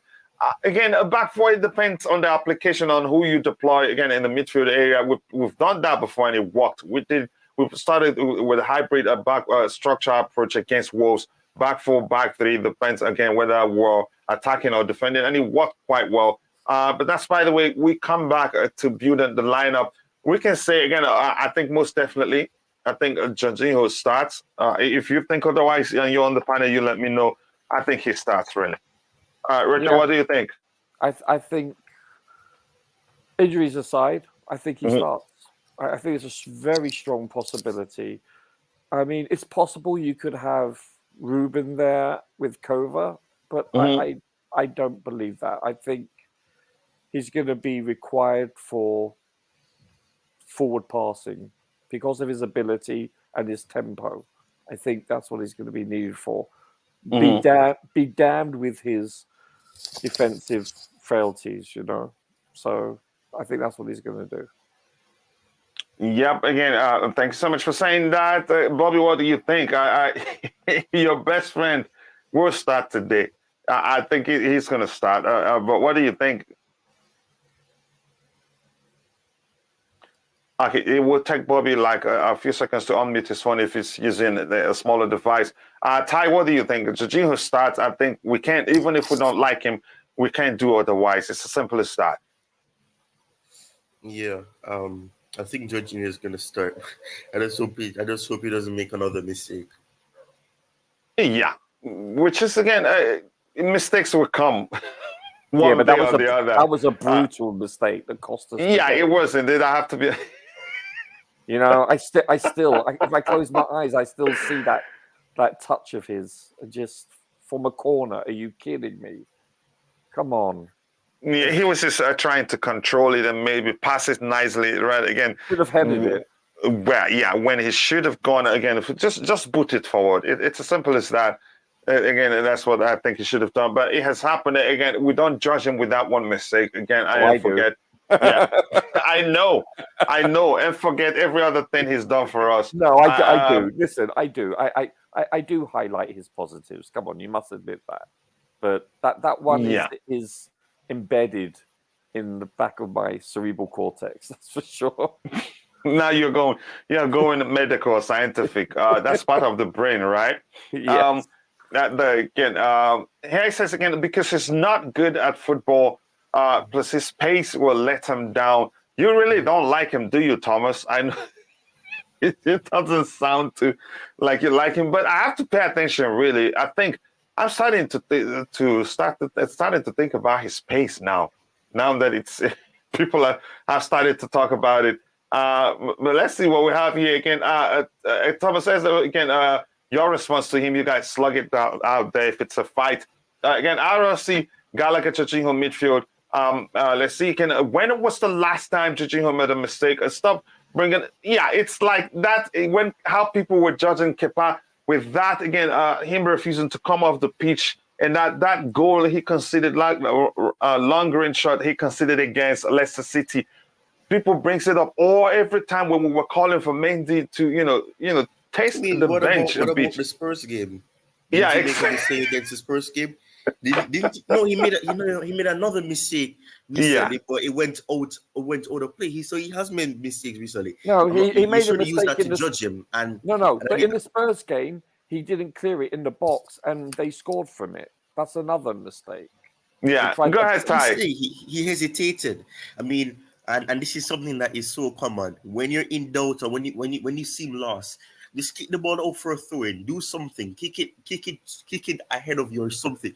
He hesitated, tried to do some trickery out of three players being in front of him. He lost the ball, and then Higuain was able to score from outside the box. Yes, people would say that he shouldn't have counted, but it was still a mistake that he made. And I mean, it's still just. And again, go ahead, Ty, when you're done. I mean, at the end of the day, you shouldn't use that to judge people. But I did say I hope he doesn't make another mistake because. Sure.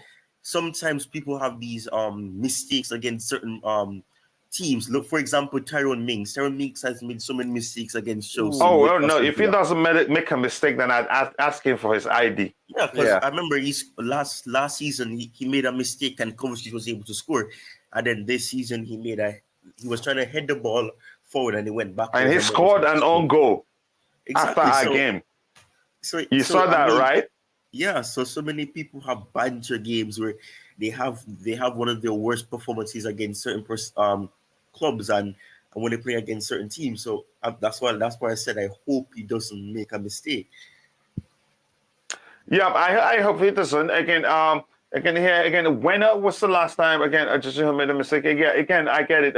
People just we don't forget easily, especially if we lose a game. Thomas, no way RSC, Connor, and Jorginho start. We'll see. Again, keep the same energy when Kante slipped against Arsenal. Yeah, but Kante is again, if we're comparing the two, his is more rare. But again, that's by the way, Kante's slip is embedded. Is embedded more than a Jorginho. Again, a miscontrol while looking at the lights. And we shouldn't even judge any of them. Vice captain will be resting. I keep crying. Okay, you slug it out with whoever it is. That's your fighting within the chat. I'm not going to be part of it. Why do I feel like he's not really fond of Kante anymore? You're correct. He wants Kante to be sold. But that's by the way, again, Kukure here. Let's go to the right. Ty, let me start with you. We have the option, Loftus-Cheek starting here and making way for Jorginho and Kovacic starting as a pair in the midfield. But I'd rather a mix of Loftus-Cheek essentially, not just again because he's the best in the central area here in the midfield area, but because of his physical ability to deal with the physical aspect of the game. I think that will make a slight difference. As much as I'm concerned about his ability to read the game, but let's go to this place. Who starts here, Ty? Ooh, this is... Yeah, now you see why Potter earns how much he earns. Sure. Ooh. I'd probably say... I would probably play... I don't even know now. I don't want to start Sterling. I only say Sterling because I don't think Sterling is effective in that position. So I'm not really sure about that. I'm going to say Ruben Loftus-Cheek. Okay, tell us why. Well, he's the only player that I can think of that has played in that position before and has showed some level of being comfortable there. So I think it would be easier to play him rather than playing other players. If you're going to play somebody other position, I think the easier player to do that would be Loftus-Cheek, who's already played other position in that position and has really had some good performances there. So probably that is probably easier to do, but I don't even think Potter would do that. But I would probably say Loftus-Cheek. What about Aspie? Yeah, he's aware that Aspie can play there, but he doesn't think Aspie will play there. Yeah, I think Aspie is one of the unpopular opinions. I think it's one that is obviously very possible, but I don't really think many people want Aspie there. I think if it was about 4 people, probably would say maybe, but I don't know. Aspie is not as quick as he was before, and considering the personalities that Man United have, especially on your left side, it would be kind of foolish to really put Aspie there with all competent coverage, especially in that midfield or on that right side. Yes, Chalobah has more pace than Aspie, and he has the ability to catch up with players, but I don't know if it's the most smart thing to have Aspie there, and then you have Chalobah behind him, because I think it would probably be better, although it's impossible, if you had Aspie supporting somebody, because that's the role he's always had. I'm not sure. I just don't really think Aspie would be the ideal choice, considering how much he's lost so many pace and how deadly Man United can be on that left side. Here's a combo of Aspie and Chalobah here gives us a more defensive solidity, a more solid defense. Again, a defense, because Aspie can defend from wherever he is here. And again, less pressure on Chalobah because Aspie can read the game. But again, the most you can get from, again, defensively, the most you can get from Ruben Loftus-Cheek here, I think, is his space to catch up with somebody. That's if he's not tired as at the time, he'd be able to catch up with whoever has the ball and put in a good tackle. But I think I'd prefer, if you ask me what I want, and I think that's what's going to happen. I think if it's a 3 at the back structure, I think Aspie starts here. But if it's you're not sure what Potter is going to do, we'll find out. But Roger, what do you think, really? Yeah, I think it's not only that, but it's also in the box, defensively in the box on corners, or if they're crossing. If you notice, he cuts out a lot of intercepts, a lot of plays, because he knows how to read the game. And that could be the difference between conceding a goal and not. I think he's invaluable in that regard. Also, he's obviously the club captain. He brings a leadership on the field, which is necessary. I'm not saying there's a lack of leadership on the field, but I'm just saying it can't hurt. True, he's not as fast as he once was. Initially this year, he looked very slow, but if you notice the last few games, he's up to match fitness now. His pace is back. When I say pace, I use that in quotation marks. That is, relative to his speed. So I don't think that's an issue per se. I think logically it would be Aspie. But if it is Ruben, I have no qualms with that because I rate him very highly. I actually want to see him there. For me, that's where he does better. If he's not going to play as an 8, play him there. I think he applies himself very well there. But go ahead with what you were saying. Yeah, and I think he offers more going forward with his height and with his physicality. And don't forget, in the box, in corners, whether it be offensively or defensively, he does bring that physical mass that Aspie lacks, obviously. So that's a factor also. There's good cases for both players. Let's put it that way. Logically speaking. Yeah. If from, again, what we're seeing, but then again, there isn't really a pattern yet to work with when you try to predict what right. But Coach, Potter would do. Can I just say something? Would you not concur that under Potter's tenure, this has to be the biggest game he's played. Oh yeah, so I think so far it is. So this will be quite a telling revelation into his insight with A, his choice of players, and B, his formation. I think this will tell us something who he rates. Obviously, there are injuries involved, but we're talking about the current squad that are healthy. So this will give us some insight into what he would prefer to do. So this is a telling game, in my opinion, to how we can at least have a glimpse into Potter's mindset. Yeah, I think you're saying the truth. Again, the team he picks shows us who he trusts the most, the players he trusts the most. It makes perfect sense. So I'd say, yeah, okay. Let's see. Again, we have 6 votes and it's 100% Aspilicueta. And Really? Yeah. Let me vote. Let me go and vote for my man. Yeah, your cousin. Go ahead, go give him again one vote. But here's the thing: not because he's a bad player, because they probably think he's going to play centrally. Sure.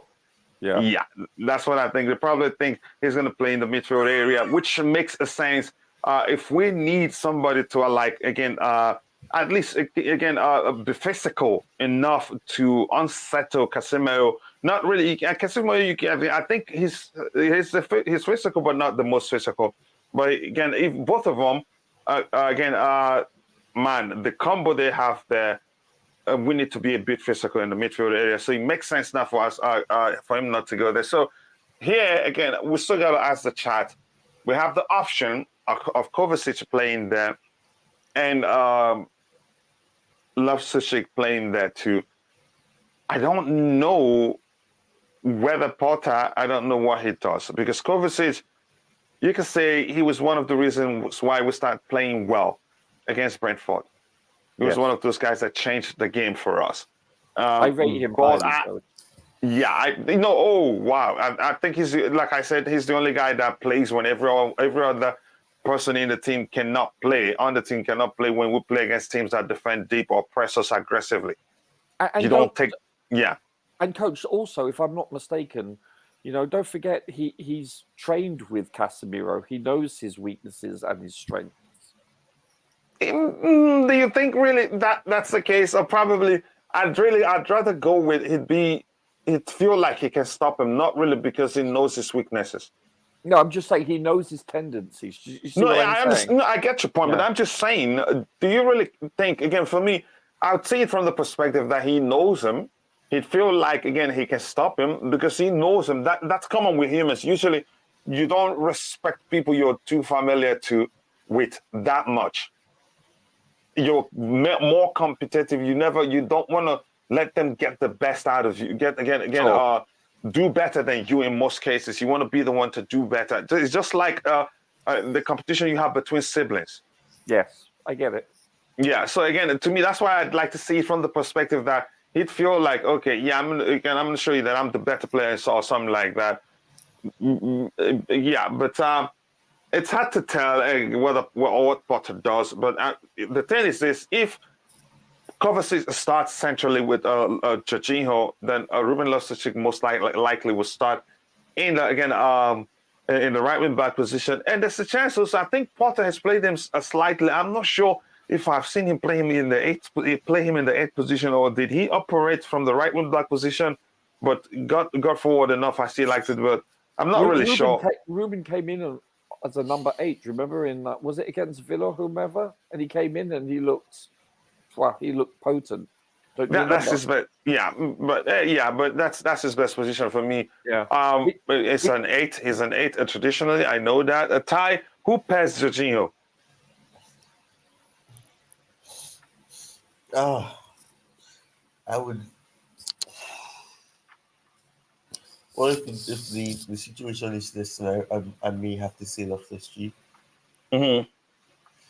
And I mean, it gives you the perfect balance. I still think that when you play Kovacic and Loftus-Cheek, it's a bit redundant. There's too much similarities between the both of them. They like to progress the ball quickly, and when you have a Jorginho, he takes time on the ball, try to slow down, at least get a grip of the game. and then we go from there. But when you have two players that are solely about trying to get the ball forward as quick as possible, it becomes kind of confusing. There's a lot of miscommunication, and then there's not much of a connectivity there. It's just about trying to get the ball into the closest bridge to the opponent's box, and you're not really finding any substance really from that. I think if you have one of Loftus-Cheek or Kovacic, it would have helped, but I probably would have said Loftus-Cheek because I think he could probably offer more, especially in this game, and we need the support for Jorginho in terms of being able to progress the ball forward as well, and having that extra support. And I think they've done quite well when they've played with each other. So I think that duo would be perfect, especially in this game. Yeah. Again, balance is key. We just don't need like you said, when you play him with Kovacic, you say we have two players who can play the hybrid of 8 and 6 row, and at the same time you can say that's what Graham Potter actually prefers. But in this game, I think we need balance. It's difficult to say. Kovacic would do well in this game, in particular, because there'll be a lot of space for him to exploit. Especially, he's able to play when there aren't spaces. But if there are spaces, I think he's capable of doing even better. But let's wait and see what those in the chat think. We have how many votes right now? 100% Kovacic. That's one vote. To me, I think we may have to override this one if we don't have enough votes there. But seriously, I think he will most likely be. It will most likely be again. Loftus-Cheek. I think we can all say this. And let's just go ahead with that one.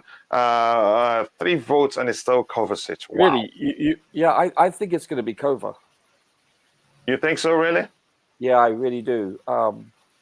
I think those, because of Kante, obviously, we're talking about fit people. I think that's the best combination for the two. Listen, you know how much I seriously rate Ruben. Your cousin. Yeah, seriously, all joking aside, I rate him so highly. No, I know. But I think Kova and Jorginho are best suited for that. That's just my opinion. I mean, so I'm not being biased in any sense. No, I know. Yeah. But Ty, you think it will be Loftus-Cheek, right? Yeah, I think it will be Loftus-Cheek. And the chat is improved from, again, it's to 60-45 votes. Wow. Okay. And then if that's the case, we're not going to change it. We're going to leave it as people vote because majority carries the vote. I'm going to make it a Kovacic again. But if that's the case, if Kovacic starts there, then Loftus-Cheek starts in right wing back position. But I think it will be Loftus-Cheek. That's what I think, really. You would think that Ruben would start, but I can see him also coming on as a sub. Who knows with this chap? Yeah, who knows, really? Because the managers have played him everywhere, so I wouldn't be surprised if that's the case. Again, we have 3 more positions to go. We can say Sterling most definitely starts today. No need to argue that. Do you think otherwise, Roger? If you think otherwise, let me know. I think he was rested when he came on the other game. He looked fresh. So since I've watched the game twice now, I think Pulisic looked very on form. He looked impressive. So I think, probably Pulisic on the left because that's where he does even better. I personally think that he'll start Sterling there instead of Pulisic. But I would start Pulisic ahead of Sterling. That's just my honest opinion. But having said that, My bad. I think actually Pulisic starts, but I'm not sure who's going to make way. I think Sterling. I think he picks Sterling still. I mean, if he does, then what does that say about Pulisic? But Pulisic looks so impressive to me. He should start ahead of Sterling. Wow. Mounts definitely start. Yeah, you would think so. You would think so. We're looking for who starts here. Yeah. And Ty, what do you think? Sorry? Who starts again? This number 6 here. We're picking the goalkeeper. Just kidding. I think.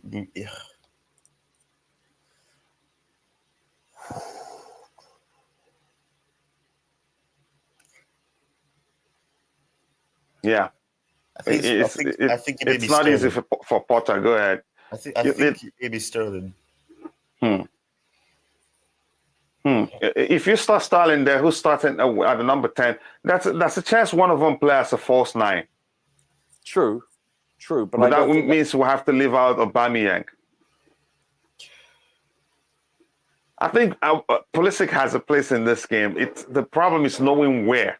So can I ask you a question? Are we picking what we want, or what we think, or what we think Potter does logically? Yeah, sure. What we think he does. Well, in that case, I think it's Pulisic then. Yeah, I think Pulisic starts, but where Raheem Sterling comes into play will be who starts here. Maybe as a false 9. So go ahead, Roger. Again, who do you think starts again in this 10 here? Okay, so I think he starts Aubameyang in the number 10, your number there, which is really a number 9. But I personally would start Mount on the right. I would start Pulisic on the left, and I would really, I know it's a huge game, but I would start Broja for what I have seen with him, with his pace, with his physical ability. But that's just me. But no, I think he's going to choose Sterling, Aubameyang, and Mount. There, yeah. Yeah. So you don't think? Okay, you think he would choose Sterling? I think Pulisic start this one because if he doesn't start Pulisic in this one, I don't know how he's gonna.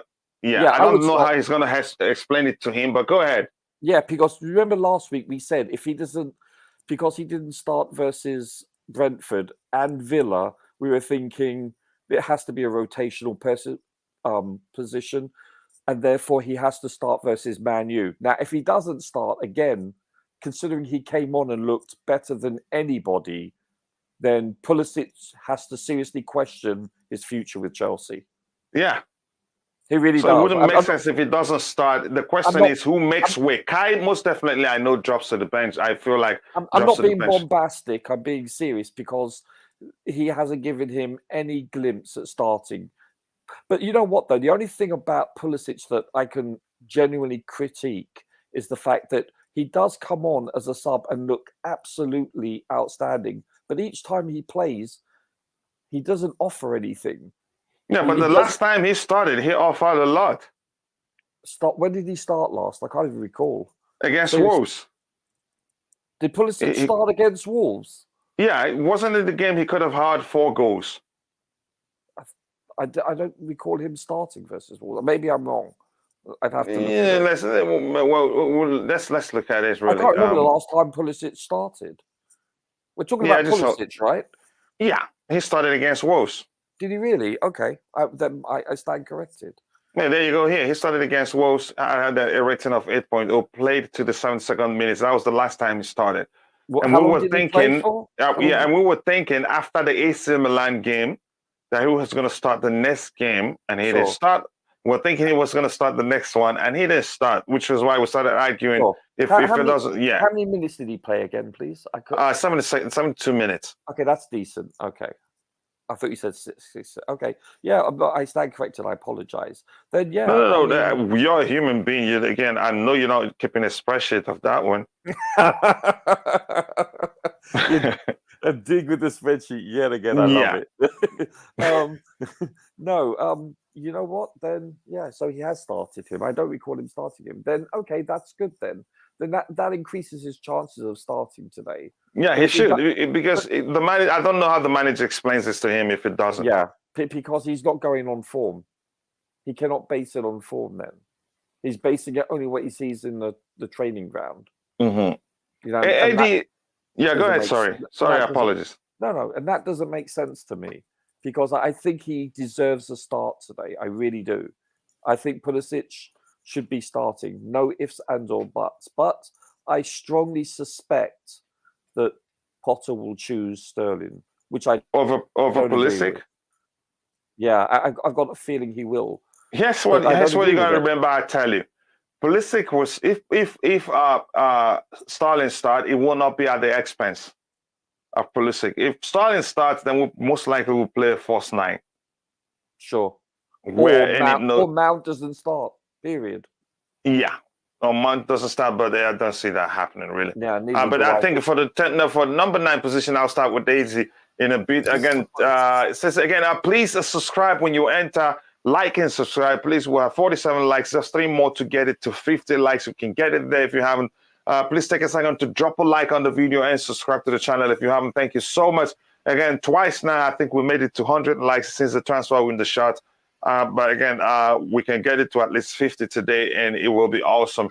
Yes, again, here's a link to Ty Talks YouTube channel. Go again, check it out. Subscribe to his channel, and then bring me my thanks later. I take appreciations and thanks. But thank you very much, guys. I appreciate that. Go check out his channel. Be sure to subscribe. Here we have again. I got more. Did I miss any of your comments? Said hi, guys. Good morning, Kachi. Good morning to you too, brother. I hope you're doing well. Thank you so much for finding the time to join the show. And here Agomo says again, honestly, he is not a starting Pulisic today. If you think so, but let's see what happens really. Eddie, your thoughts on the guys who picked us so far. Before you tell me who you think starts in the number 10 position up there, not really number 10 position, just a representation of the position we're still trying to pick. But no, the area we're still trying to pick. Go ahead, Eddie. And I hope you're doing well, first of all. Sorry. Hi, Kochi. Hi, everyone. Hey, hi, Roger. Eddie. Yeah. Thanks for having me. Yeah, sorry, I missed a little bit of that. Which one are you asking me again? Sorry. Yeah, again, your thoughts on all the players we've picked. We think it's going to be a 3 at the back, a formation with the structure either being 1-2, the structure here. And my argument is that, again, since we'll be looking, if the manager is looking to overload the midfield area, I think he would rather play with a 2 in behind a single striker to have these guys easily adapt to help and overload the midfield area. So we picked Kepa between the sticks, Silva centrally for the back, 3 Koulibaly to his left, Chalobah to his right, Aspi right wing back, Jorginho, one of the 2 6s, Kovacic there, Cucurella on the left in the left wing back position, Pulisic as one of the 2 8s. Again, I always say 2-10, but depending on the application. So yeah, so far this selection here, what do you think? Yeah, the back 3, the goalkeeper is okay. The back 3 is all right. Koulibaly on the left side. You know, we're talking a little bit about it. We're talking a little bit about it yesterday. We're not sure. Koulibaly on that left side is always not too comfortable for him. But what time I want to go for experience and then play Koulibaly on that left side. So I see that happening. And then the right side, the right wing back, Aspi. I don't know if what time I want to go for experience, and he might think Aspi is the experience coming from that side. But depending on the formation again that he will be playing, if he's playing the 3-4-3, then it might be Aspi. But as you said yesterday, if he's going for 3-5-2, it might be 3 midfielders. It might be Mason Mount, Jorginho, and Loftus-Cheek. You know, so it might. So it might be Loftus-Cheek and Kovacic and Jorginho. So, but if he's going with the 4 as we have it there, I think he will go with Loftus-Cheek on that right side. I think he will go with Loftus-Cheek. So you don't think would be defensively cautious so that again Chalobah wouldn't have too much to do, because if Aspi starts here, I think he has less defensive work to do because Aspi is defensively minded. But with Loftus-Cheek here, he won't contribute that much defensively. But go ahead. Yeah, Aspi will be defensively conscious, yeah. But he might think Potter always goes with I think he goes he implements his own strength in games. He doesn't really. He thinks of the opposition, but he thinks about his own strength as well. How can he hurt this opponent? So if he's thinking more of Manchester United hurting us, then he will go with Aspi and be very cautious. But if he thinks of, okay, can I hurt them as well? And if he sees any gap or any opening that, okay, we might be able to implement our own style and then hurt them. He knows Aspi. He knows Loftus-Cheek. He knows Loftus-Cheek can do that with his strength, pace, and power. And, he can run with the ball. He's very confident. He can actually contribute to the attack very much. So that's that area where I think he might just go with Loftus-Cheek on that side. And Loftus-Cheek has played there severally as well. It's not like he's not done that before. So, but it depends on what Potter at the end of the day, just as you said, that's why he hands his big money.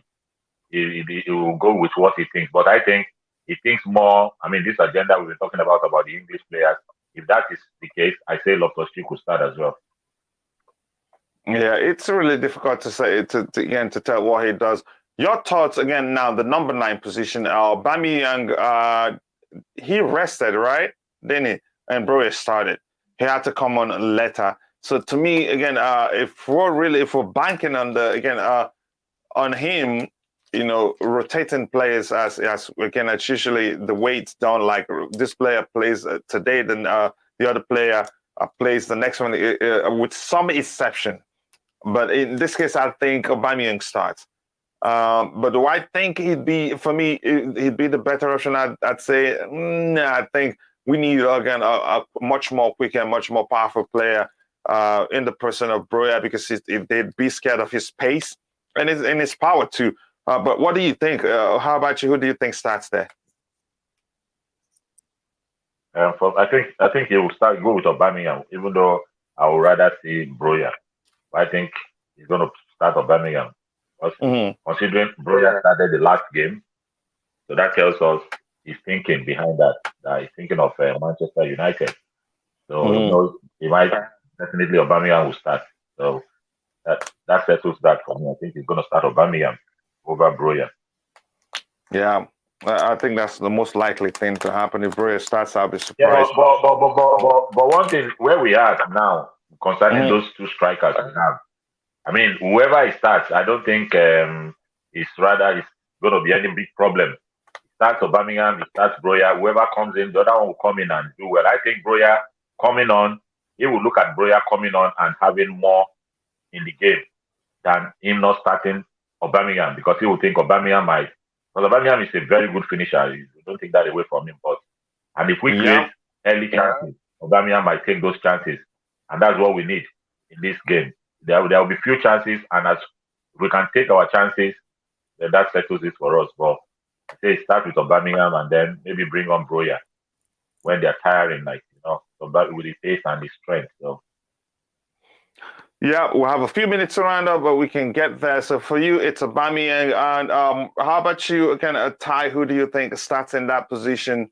Again, that's the only position we have left, and we'll talk about our predictions for maybe not now, because we'll have a pregame show where we can say, okay, this is what we think the outcome will be. Ty, who do you think starts in that number 10 position? Jude Soons-Hopbell. Yeah, go ahead. I think Aubameyang will start. He didn't play he didn't start the game before. So I think he will play, and hopefully he can score against Man United, and give us some confidence to the rest of the game. I think Aubameyang will start, and I think probably Broha will probably be on the bench and probably come off the bench and probably get some minutes. Yep. Again, how about you, Roger? What do you think? Yeah, unfortunately, I see Aubameyang starting. I would love to see Broya start. He's exceeded my expectations for this year. His pace is very impressive for a person that is that strong and big. True, he lacks experience, but you're only going to gain experience by playing more. This is a big game, very big game, and he's probably going to go with someone that has been there and seen it all. And let's face it, he is clinical, Aubameyang. Pierre-Emerick does know how to finish. He is, on his day, he's as good as anyone in the box finishing. It's simple as that. But he doesn't, conversely, he doesn't have the legs to close down and press. But it all depends on, are we going to play a possession game where he doesn't need to do that? Or do United come out and want to keep possession, which means that we have to close them down and press? In other words, then he's a liability in that field.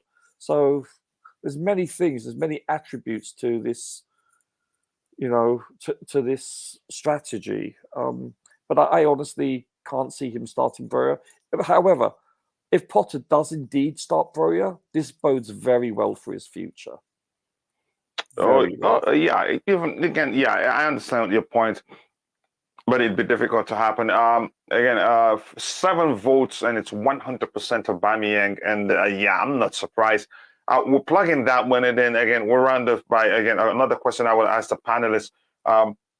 Honestly, he's not starting Pulisic today. Again, I wouldn't be surprised if that happens, but I think he deserves to start. I think Porter will pair Kovacic and Loftus-Cheek. Okay, I remember you said that. Again, that's a possibility too, and for good reason. Balance, like Ty explained. But Tony says again he might not start, but Pulisic will play at least 30 minutes. That could be his best role.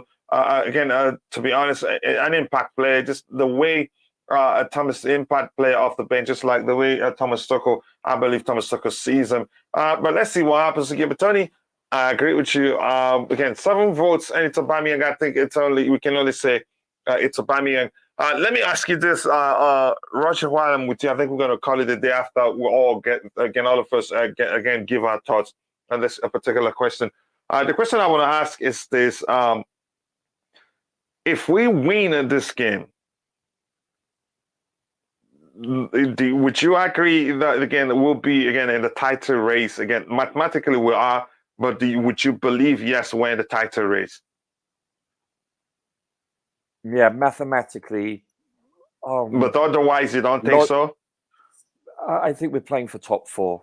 I mean, okay, so we could follow a trajectory where our season progresses as such that this youth that we have, ergo, Carney Chukwuemeka, Conor Gallagher, Chalobah, we get Kante back, fully fit, knock my head, touch wood, that we could actually make a run. Like, if you remember the first year under Conte, no one thought, especially when we lost 3-0 to Arsenal, that we would ever progress and make that run and lead at Christmas time and basically win the league. No one foresaw that at all. We were at best top 4, if everyone recalls. So I'm not saying it will transpire, but there is a possibility based on the chemistry, based on this coach, based on the fact that he's so unpredictable, but health does have a huge part of it. We cannot continue to lose players at the rate we have been. It's not sustainable for us to even make top 4, let alone win the league. So we have to have a bit of fortune in that department going forward. And luck in games too, but we could. I see this team potentially gelling and doing very well, but we have to listen. Our keeper is in form. Our back line hopefully gels more, but we have to be far more clinical. We cannot progress as we have been doing the last 1.5 to 2 years, where we're just not finding the back of the net. This is the key. Broja could be the key. Connor could be the key. Mount, Sterling, Pulisic. We have the talent to at least challenge. Who knows? Listen, Man City, we're only, 3 points behind them, if I'm not mistaken. This is a juggernaut of a team. And I know we haven't played them yet, but we are definitely still in it. No doubt about it. We could challenge, but we would have to gel and we would have to start getting results from now on. It's simple as that under Potter, which we have been, fundamentally speaking. Don't look at this Brentford game and think, oh, you can't even beat Brentford. This is a huge derby game, was a huge derby game for us that other teams do not relate to and cannot. So I look at that as a good result in some regards. It is a good result again, but some people, like I said, some people don't recognize the size of that game.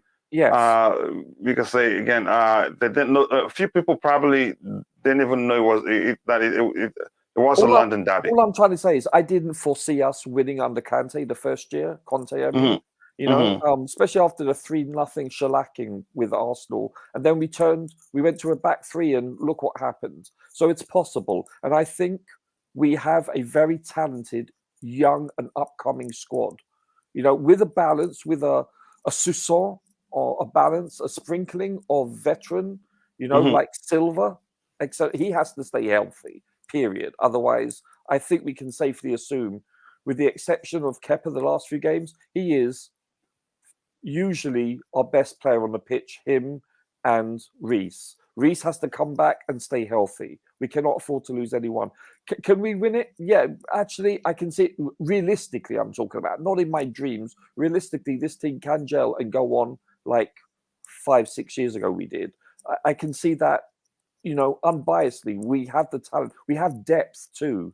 You know, look at the number 8's position. We've got a Ruben. We've got a Mount, we've got a Connor, you know. Who else am I missing? We have a plethora of players that are good and upcoming. Our midfield is a bit shaky because of Kante. We get him back and he stays healthy. We can go on a run and we could win 15 to 20 in a row. I don't see that, or undefeated, I should say. We could do that mathematically, yes. Is it likely? It all depends on how clinical we are. Okay. Ty, how about you? What do you think? If we win this game, would you say, again, we could go on and win the league? I think we can. I think, but you also have to factor in what Roger just said, and you cannot be optimistic in that regard without having the depth, without having important players still fit. And, you know, like you said, in terms of health-wise, in terms of physical-wise, it cannot happen without having those two factors. I still stick with what I said in the past about if we had lost so many players last season, I think we probably would have been closer to finishing at least second, if not first. But obviously circumstance didn't go that way. And I mean, we have seen that in the past with a lot of clubs. Either they lose important players and then the quality in that team drops, or simply they just miss out due to injury. I can probably use Liverpool for an example, based on the fact that right after they won the league in 2020, the season after that they had injuries, Van Dijk getting injured, and then they were decimated. Yeah, so because of that, you know, it kind of, you know, affected them trying to defend their title win. So I mean, it is possible, but it's important that we have the depth, and I still think we struggle, especially on that right side, in terms of having some, even if it's half of the quality that, you know, you have when James is playing. So if we can find the perfect balance, you never know. We could probably use youth players and still find a way to do it. It's not impossible, and you know, these young players will be hungry, so anything can happen. And you know, football it has this dynamic thing of being unpredictable, so you never know. I think it is possible, and I know some people, if they hear you saying it, they think you sound deluded, but it's about optimism. It's about, you know, having faith in the team, and what I'm seeing so far, it's pushing me to believe that sooner or later something will click and it becomes a possibility of winning the league again. I think it's possible, but it's like Roger was saying, it's about if we can stay fit in terms of players not getting injuries a lot, and if they're injured, it's probably just like a knock and they're fine for the next game. But we'll have to see what happens. And it's really looking like luck is on our side. Yes, it is. Also, you have games in hand. Also, gentlemen, you have to understand, Arsenal are on top of the league right now, but respectfully, they don't have the depth that we do, or City. You know. No, City has the depth. Okay, you're saying they don't have the depth that we do, or City has. I'm talking about I'm talking Arsenal do not have the depth that City and Chelsea does. You know, Arsenal have a really good, very solid 12, 13 players, but beyond that, they lack depth. You know, City, if they lose a Haaland for any elongated period of time, they're in trouble. That they have been quite fortuitous that they've sustained a healthy team for quite a long period of time. You know, whether it's their medical staff or whether it's, you know, a piece of fortune, one doesn't know. They've got an incredible team, but they are fallible also. You know, Liverpool are seriously depleted in midfield, and let's be honest, for the most part, not on form. Even though that City-Liverpool game was the best game of the season, unbelievable. On their day, they can beat anyone. But I believe that, and Spurs are obviously, you know, they are nowhere near where I thought they would be. United, Ten Hag does. I fear him. I fear that team because they can make a serious run because of their coach and how he's instilled his philosophy into them. And kudos to him. I respect him. But I believe we have as good a chance as anyone, at least finishing in the top two, if not winning it, if we get Kante back that stays healthy, Reece, and we start becoming a bit more clinical. The good thing is that our opponents in the top six also have their frailties. Yeah. Again, Eddie, you have the floor to end it for us. Your thoughts, if we win this one, does that define us as and again, in a positive way, in the sense, again, we could win it. Mathematically, even right now, we're winning the title race, you could say, because we're in the top four. But if we win it, would that define us as in from, again, like say, we end up winning it? Do you think that would be the case? After today's game, we have 6 more games before the World Cup, before the World Cup break.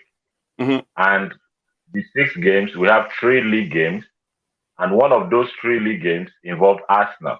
Yep.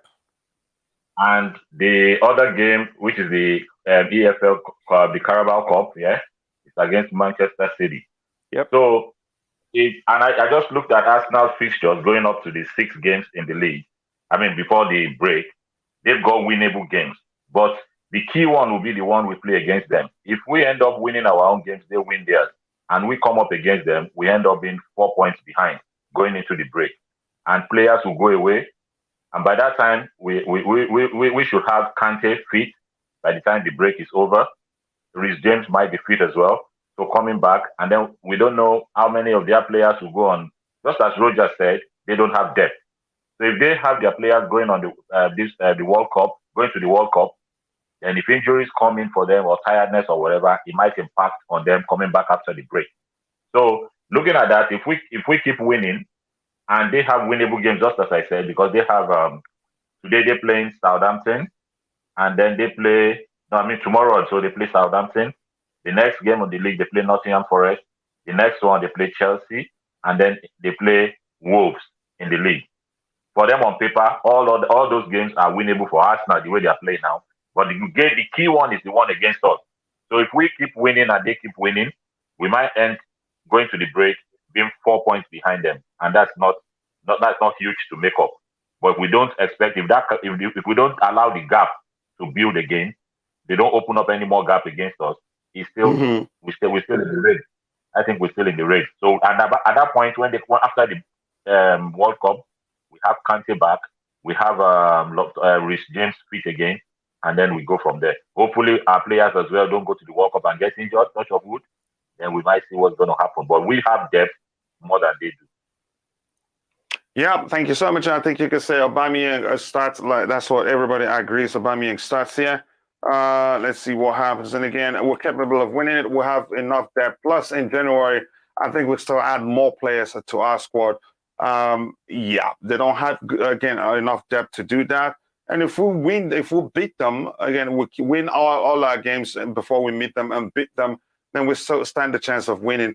As the table stands right now, the points between us and them isn't that big. And I think you could say it's congested at the top 4 right now. The gap isn't, you could say, it's not a yawning gap that you look at it and say, wow, yeah, it's over for it's over really. No, the 27-23, that's 4 points between them and this and Man City and Tottenham.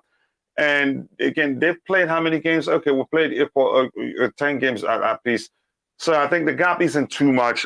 We just need to keep winning and hope they drop points and beat them when we meet them. So thank you very much, guys. I'm going to round off with this comments here from Coach Chris. Let's see what he says. Why am I not able to highlight that? What's slowing down my window again? Every time I want to stop the show, it becomes slow. Whoever starts, we need to escape these dudes. Again, use the distraction of Ronaldo against them and surprise them with a tactic. 2-0 Chelsea. Again, I don't think Ronaldo not playing is a distraction. They're actually better off without Ronaldo, and I'm sure the whole team, they know that already. It's not going to be a distraction, really. If we go with that mindset into the game, I think we may end up losing it. So with that, I want to say thank you to Coach Chris for joining us. Again, Agomo, my brother, thank you for joining. Gibatoni, Agomatu, Liam Lane, thank you so much for all the updates you provided to me via Twitter. Thank you to Thomas S, W6 Tobago. Thank you to Ty Talks CFC. Thank you to Roger. And thank you to AD Love for Blue. I appreciate you guys enough, and I cannot thank you guys. And Ty, I will find time. Again, we'll talk again, let's say in an hour or so before the next show starts. So we can get on. You know what I'm talking about. With that, again, I'll say thank you guys. See you guys during the pregame show. Again, stay blessed. Thank you. More thanks to you for finding time to be part of the show. Yeah, go ahead. Anybody say something? No, I said bye. Thanks. No, oh yeah, thank you. Again, he might not start again, but Pulisic will play at least 30 minutes. That could be his best role, to be honest. Okay, let's see what happens. I think he starts. But that, by the way, with that, we've come to the end of the show. I hope to see you guys during the pregame show. Thank you so much. God bless us all, and bye.